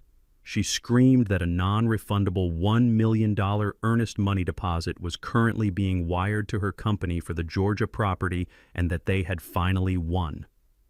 Megan's voice echoed violently off the high mahogany ceilings of the courtroom. The entire gallery erupted into a chaotic symphony of gasps and frantic whispers. Judge Harrison slammed his heavy wooden gavel down with such explosive force that the handle nearly splintered upon impact. He demanded absolute silence, pointing the head of the gavel directly at Megan. He ordered the armed court bailiff to immediately detain her if she uttered one more word out of turn. Megan stood frozen in the gallery, her chest heaving, her eyes darting frantically around the room. She genuinely thought she had just delivered the winning blow. She believed that the promise of $1 million would somehow validate her actions, intimidate the court, and force the judge to recognize her fabricated authority. She was profoundly, catastrophically wrong. Howard Kaplan did not miss a single beat. He looked up at the bench with the calm, predatory focus of a seasoned prosecutor. He formally requested that the court reporter permanently enter Megan's spontaneous, unprompted admission of executing a commercial real estate contract involving my personal assets into the official legal record. Judge Harrison nodded firmly, his eyes fixed on Megan with absolute judicial disgust. The court reporter's fingers flew across the stenotype machine, officially documenting her federal confession. Howard then turned his attention away from the crumbling family in the gallery. He looked directly at me and officially called me to the witness stand. This was the exact moment I had been waiting for since the afternoon I found that treacherous red folder sitting on Cynthia's desk. The frail, confused, and terrified old man died right there at the defense table. I pushed my heavy wooden chair back and stood up. I did not lean on the table for support. My spine was perfectly straight. My shoulders were broad and squared. I walked across the courtroom floor with the heavy, measured, and entirely confident stride of a veteran federal investigator. The collective shock radiating through the room was palpable. Cynthia stared at me as if she were looking at a phantom. Xavier slumped down in his seat, his jaw hanging open, completely defeated by the terrifying realization that his father had been playing them all along. I stepped into the witness box, placed my right hand firmly on the worn leather Bible, and swore the oath with a crisp, booming voice that reached every single corner of the massive room.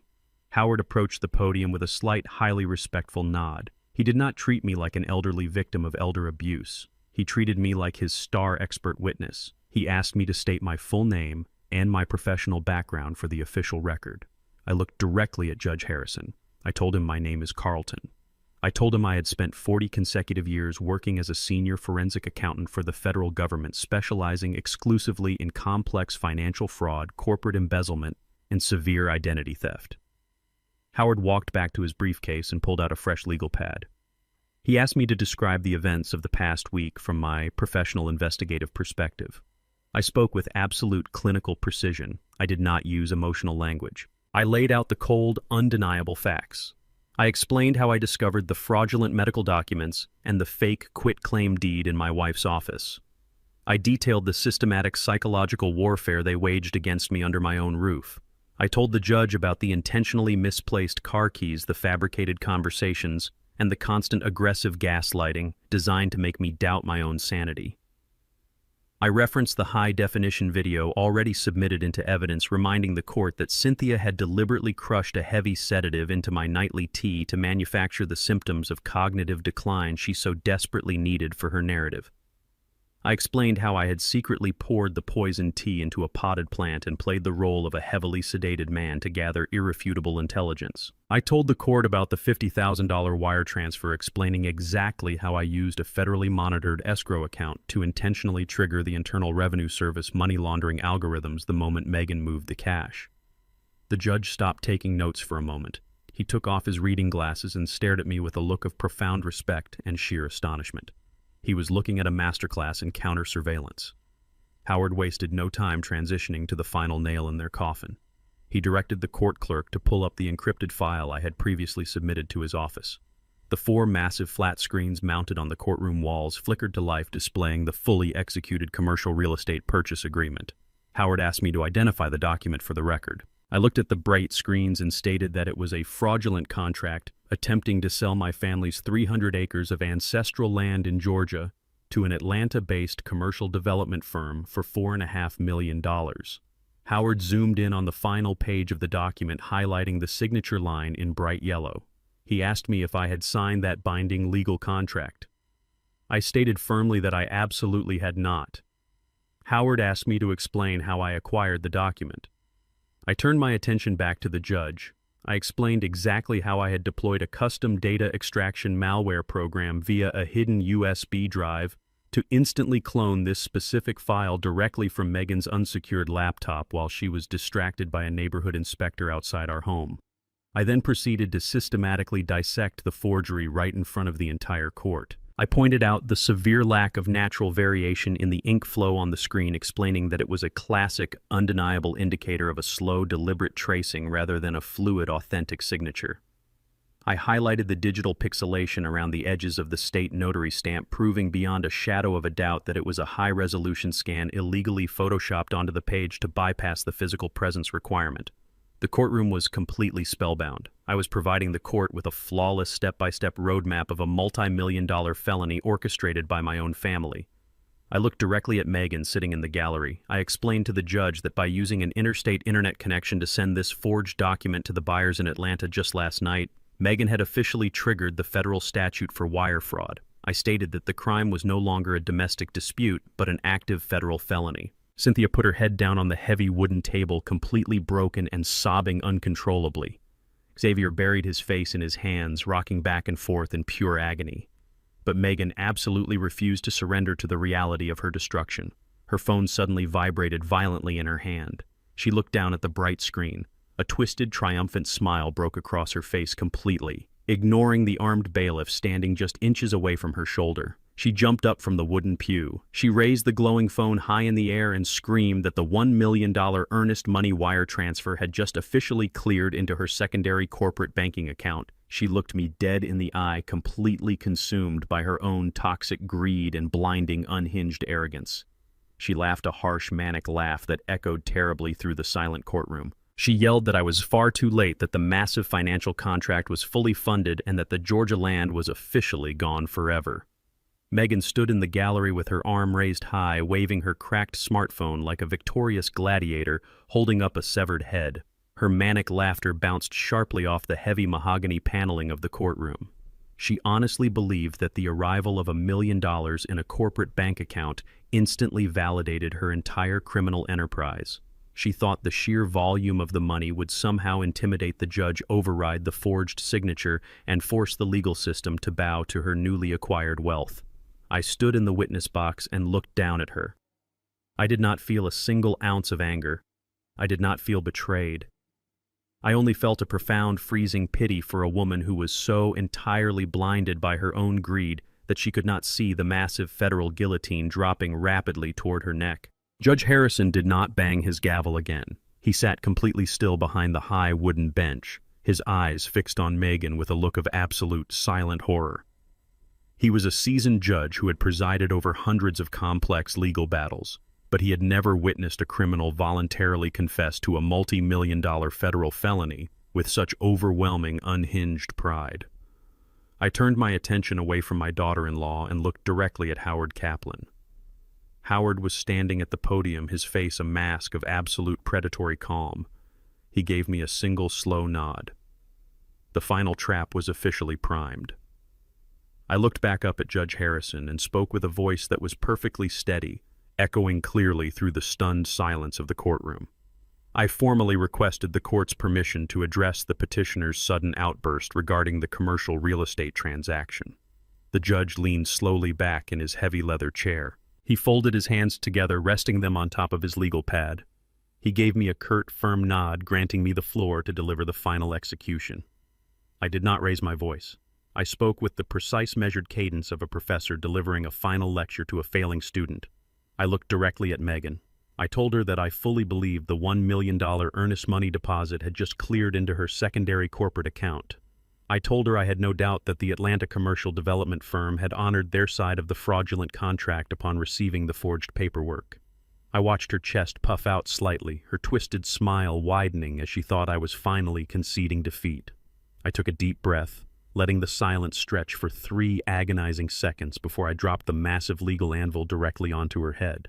I told her that the money she just received was entirely real, but the contract she used to secure it was completely worthless. I looked at the judge and asked Howard to provide the court with the final piece of documentary evidence from his black leather briefcase. Howard reached inside and pulled out a thick, heavily bound folder embossed with a gold legal seal. He handed the original copy directly to the court clerk and placed a duplicate firmly on the edge of the podium. I stated for the official court record that the document was a fully executed, federally registered, irrevocable trust agreement. I explained that exactly 20 years ago, long before my son had even met his wife, I had recognized the immense historical and financial value of my grandfather's 300 acres of land in Georgia. I knew that immense wealth could easily corrupt future generations. To protect that sacred legacy from greedy descendants, bad business investments, or potential litigation, I transferred the total ownership of the entire property into an absolute blind trust. I turned my body in the witness box so I was facing my family directly. I spoke slowly, ensuring every single syllable penetrated their panicked minds. I explained the fundamental legal mechanics of an irrevocable trust. I told them that an irrevocable trust is not merely a piece of paper. It is a distinct, independent legal entity. It has its own federal tax identification number.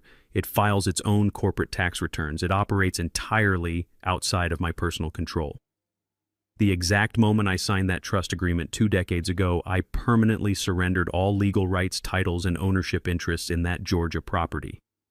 I am not the owner of that land. I cannot sell that land. I cannot borrow against that land. I cannot authorize any construction on that land. Therefore, any commercial real estate contract bearing my signature, whether it is genuine or forged, is legally meaningless. It is a dead piece of paper attempting to sell an asset that the seller does not even possess. The twisted, arrogant smile instantly vanished from Megan's face. Her arm, still holding the glowing smartphone, slowly dropped to her side as the horrifying reality of my words began to penetrate her thick skull. The courtroom was so quiet I could hear the hum of the air conditioning unit in the ceiling. I leaned forward, resting my hands on the edge of the wooden witness box. I transitioned from explaining the trust to explaining the catastrophic financial crime she had just completed. I told her that because the real estate contract was completely void, she had not successfully sold the property. Instead, she had just used a fabricated document featuring a forged signature and a fake notary stamp to fraudulently induce a commercial buyer into wiring $1 million across state lines. I reminded her of the exact federal statute for wire fraud, noting that the crime is considered fully executed the moment the illegal funds hit the receiving bank account. By celebrating the arrival of that money, she was not celebrating a successful real estate deal. She was celebrating the successful completion of aggravated grand larceny and massive federal wire fraud. I watched the remaining color completely drain from her face. Her skin turned a sickly, ashen gray. The phone slipped from her trembling fingers and clattered loudly onto the wooden floor of the pew. She had thought the money was her ultimate salvation. She now realized the money was the physical, undeniable proof of her federal felony. The commercial buyers in Atlanta were going to realize the deed was entirely invalid the moment their own attorneys attempted to file the paperwork with the county clerk. They would instantly report the massive theft to the federal authorities. Furthermore, that $1 million was now sitting trapped inside a corporate shell account that was already frozen and actively monitored by the Internal Revenue Service due to the $50,000 bait I had set earlier in the week.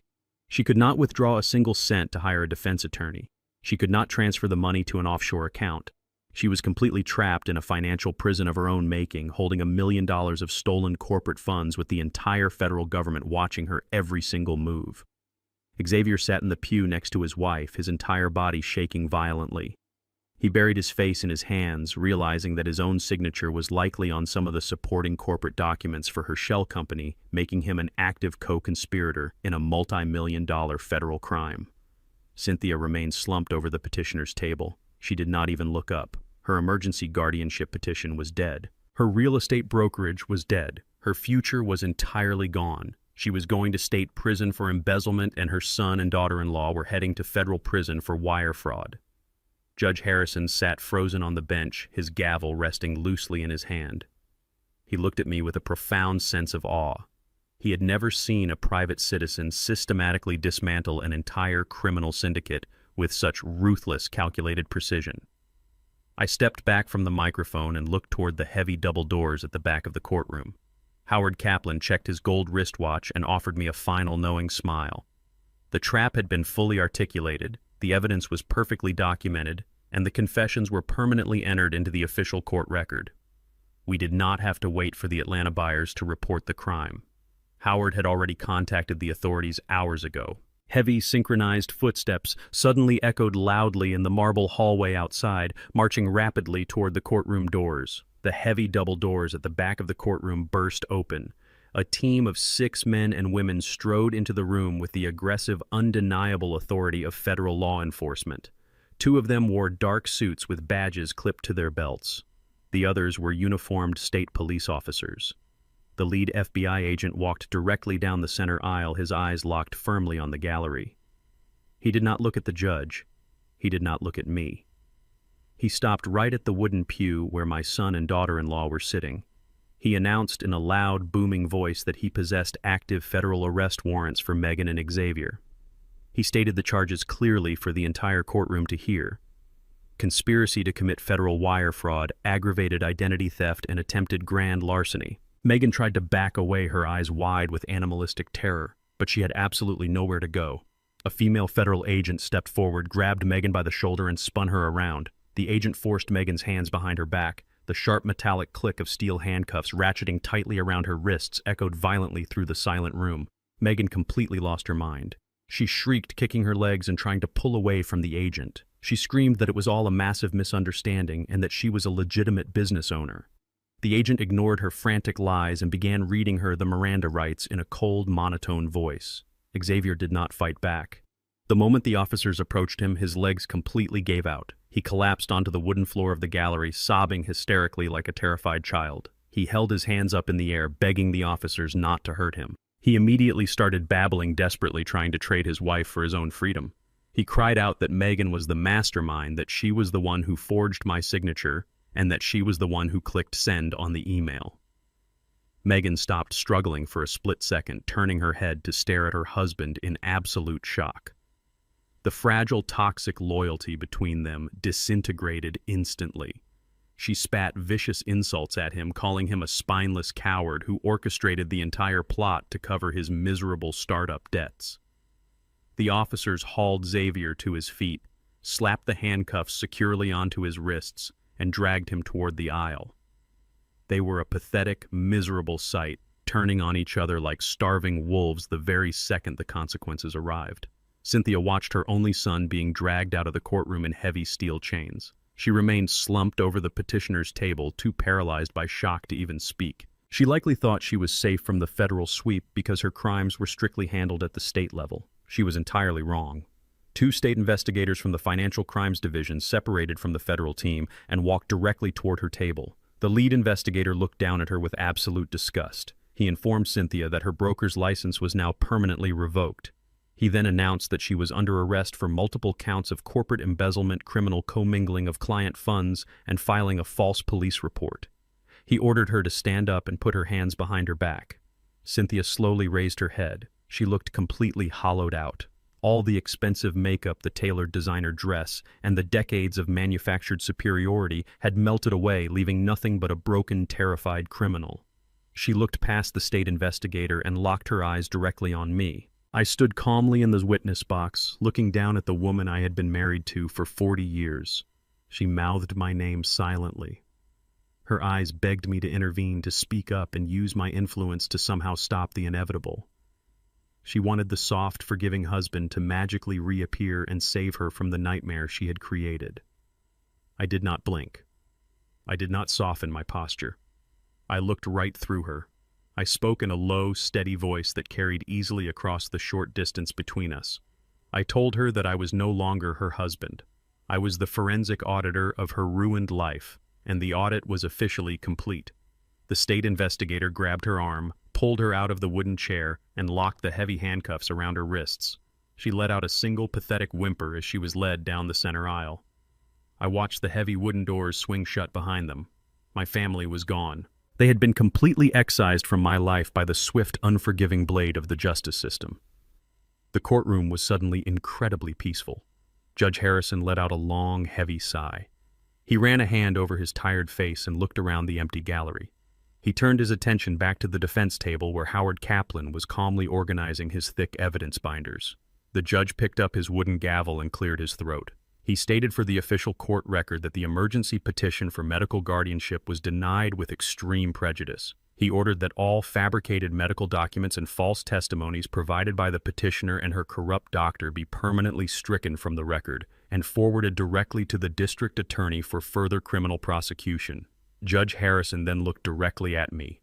The stern, intimidating judicial mask dropped for a brief moment. He offered me a look of profound, genuine respect. He commended me for my incredible composure and my brilliant, methodical approach to dismantling a highly complex criminal conspiracy. He stated that in his 30 years on the bench, he had never seen a private citizen protect their autonomy and their assets with such absolute perfection. I nodded respectfully, thanking the judge for his time and his unwavering commitment to the truth. I stepped down from the witness box.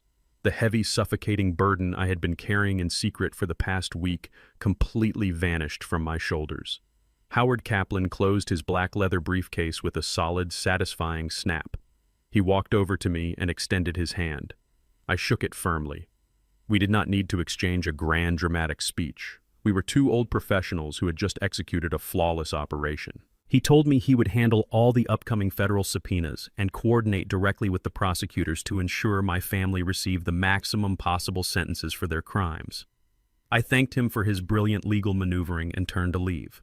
I walked down the center aisle of the empty courtroom. I pushed open the heavy double doors and walked down the long marble corridor of the county courthouse. I stepped out into the bright afternoon sunlight. The air tasted cleaner and sharper than it had in decades. I took a deep, unrestricted breath, feeling the warmth of the sun on my face.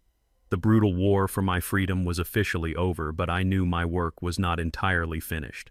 I pulled my encrypted smartphone from my jacket pocket as I walked toward my car.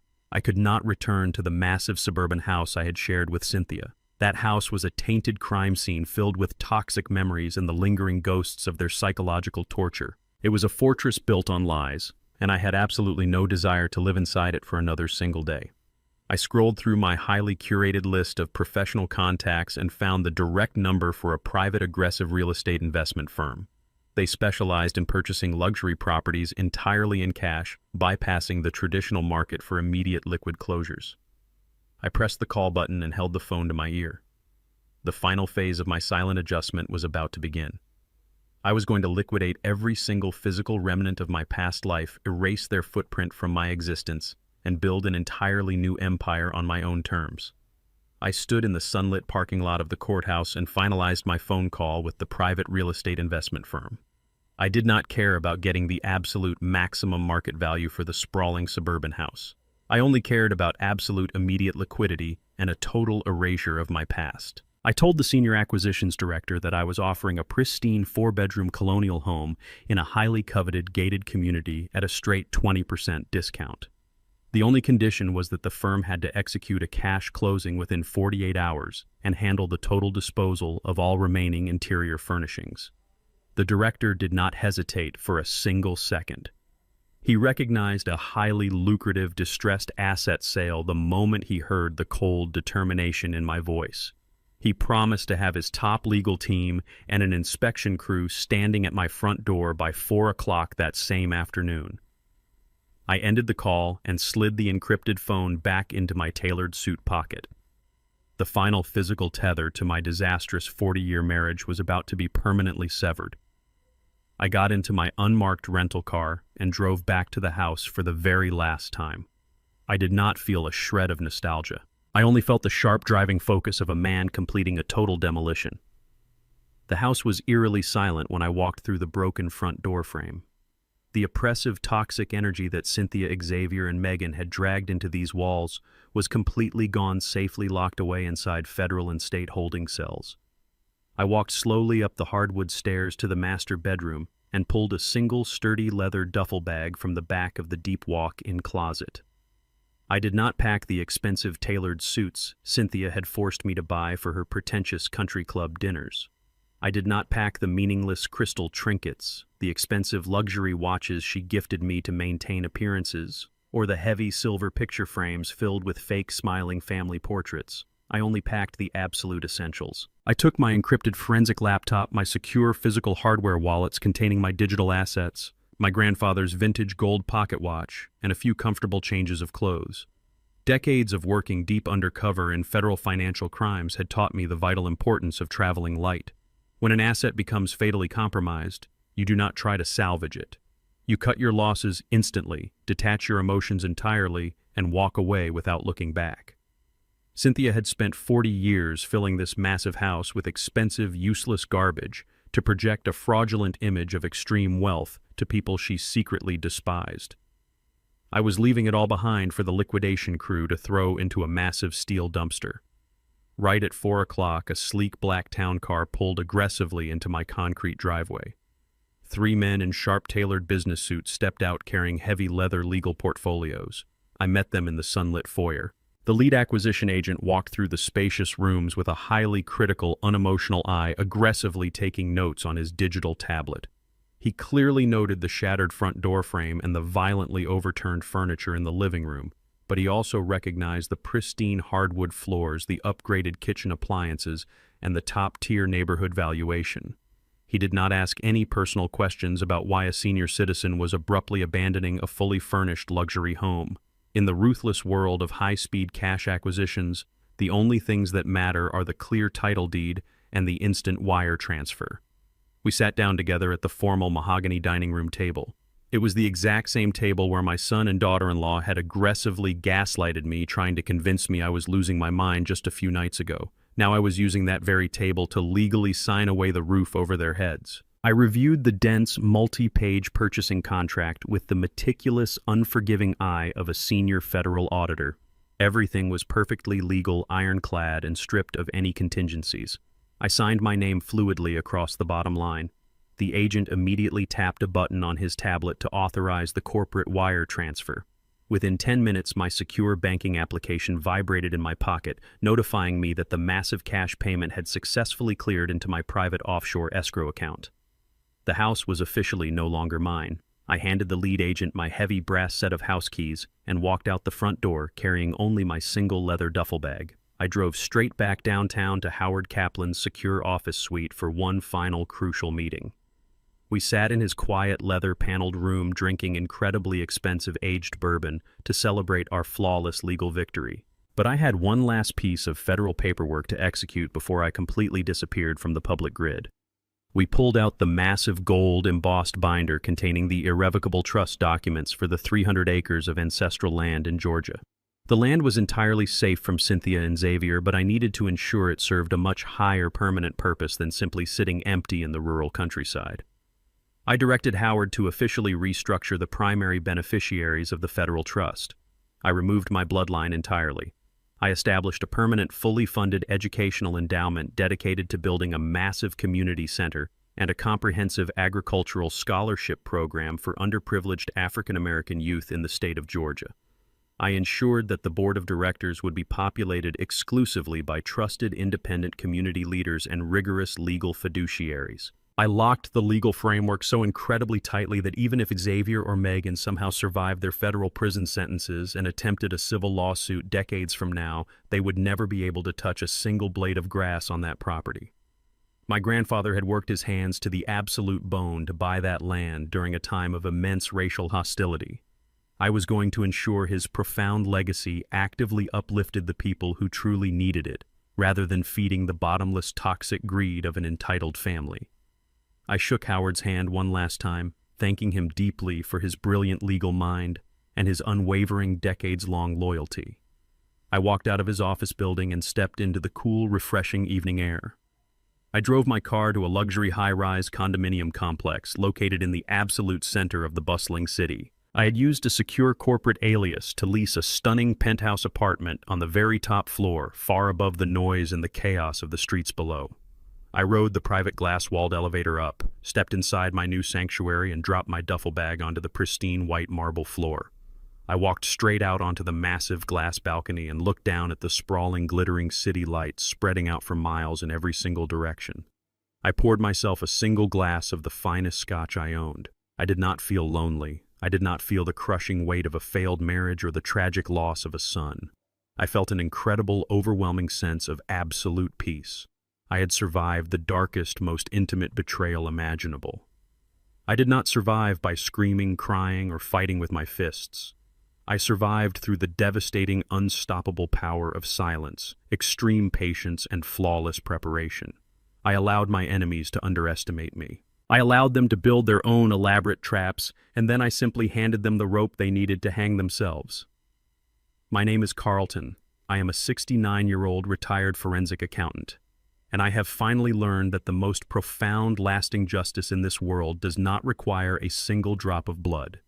It only requires the undeniable razor-sharp edge of the truth. The metallic clink of the heavy steel handcuffs locking around Xavier and Megan's wrists signaled the absolute end of their reign of terror. They were no longer arrogant masterminds or entitled heirs demanding immediate wealth. They were federal inmates stripped of their power in a matter of seconds. The armed agents marched them roughly down the center aisle of the courtroom. Megan kept turning her head, sobbing hysterically, desperately searching for a sympathetic face in the empty gallery. There was absolutely no one left to manipulate. Xavier simply stared at his own chained hands, his shoulders completely slumped in total defeat. He had traded his freedom, his dignity, and his father for a worthless piece of forged paper. As the heavy wooden doors swung shut behind them, sealing their grim fate, my attention shifted back to the petitioner's table. Cynthia had physically collapsed. She slid off her wooden chair and fell heavily onto the carpeted floor. Her expensive navy blue dress was wrinkled, her face streaked with tears and ruined makeup. She curled into a tight ball, weeping with the terrifying realization that her life of luxury was entirely over. The state investigators stood patiently beside her, waiting for her to find the strength to stand up so they could process her arrest for massive corporate embezzlement. The wheels of the federal justice system grind slowly, but they grind exceedingly fine. 6 months later, the sentencing hearings concluded with absolute unforgiving brutality. Megan's desperate attempt to secure a lenient plea deal completely fell apart when the federal prosecutors introduced the high-definition data extraction from her own laptop. She was sentenced to 8 years in a maximum security federal correctional institution for aggravated wire fraud and identity theft. Xavier, having actively conspired to defraud a vulnerable senior citizen and willingly participating in the creation of the fraudulent shell company, received a harsh 6-year federal sentence. They will spend the rest of their youth locked inside concrete cells wearing cheap orange jumpsuits, completely stripped of the lavish lifestyle they so ruthlessly tried to steal. Their toxic marriage predictably imploded before the criminal trial even began. Both of them furiously tried to testify against the other, hoping to trade their spouse for a reduced sentence, but the prosecutors did not need their tainted testimonies. The digital paper trail I had meticulously gathered was already more than enough to bury them both. Cynthia's fate was arguably even more poetic and humiliating. She managed to avoid a lengthy prison sentence by completely liquidating every single asset she owned to pay massive state fines and provide full financial restitution to the clients she had brazenly embezzled from. However, her real estate broker's license was permanently revoked across all 50 states. The wealthy, arrogant woman who used to look down on my quiet career from the balcony of her exclusive country club is now completely bankrupt. She currently lives in a tiny, cramped studio apartment on the wrong side of the city, struggling to afford basic utilities. To pay off her mountain of remaining legal debts, she was forced to take a minimum wage job as a cashier at a local discount grocery store. Every single day, she stands on her feet for 9 grueling hours, wearing a polyester uniform, scanning cheap canned goods and bagging groceries for the very same working-class people she used to openly despise.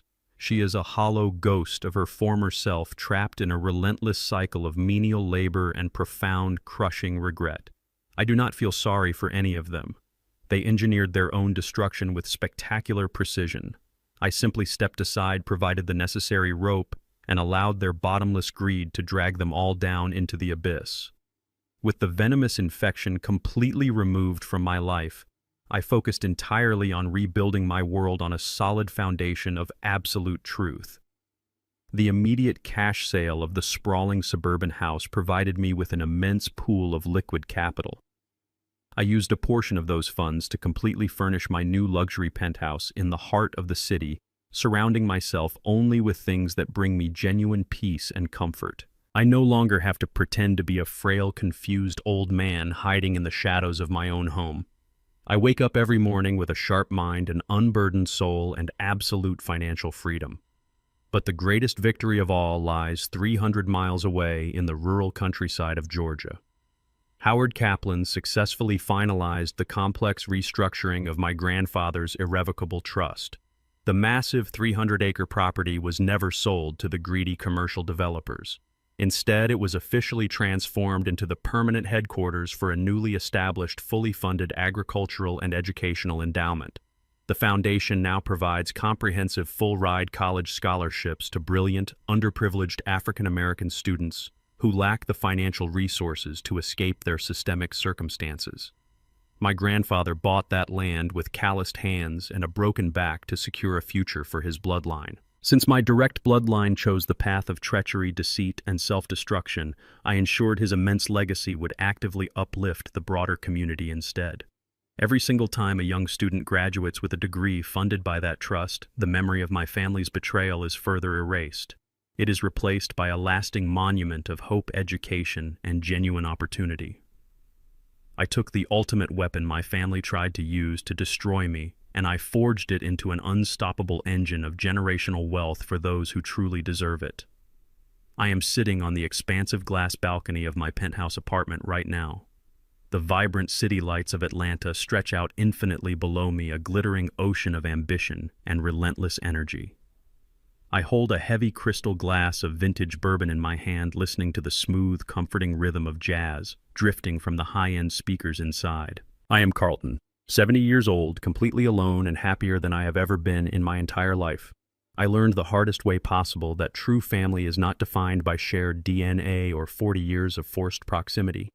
It is defined by unwavering loyalty, mutual respect, and basic human decency. When those crucial elements vanish, you must have the courage to sever the ties, no matter how deeply they are rooted in your past. Never let anyone convince you that your age makes you weak or that your silence is a sign of submission. Sometimes the most devastating counterattack is simply letting your enemies talk themselves into a federal prison. I took a slow sip of the warm bourbon, smiling at the beautiful, quiet night. The silent adjustment is officially complete.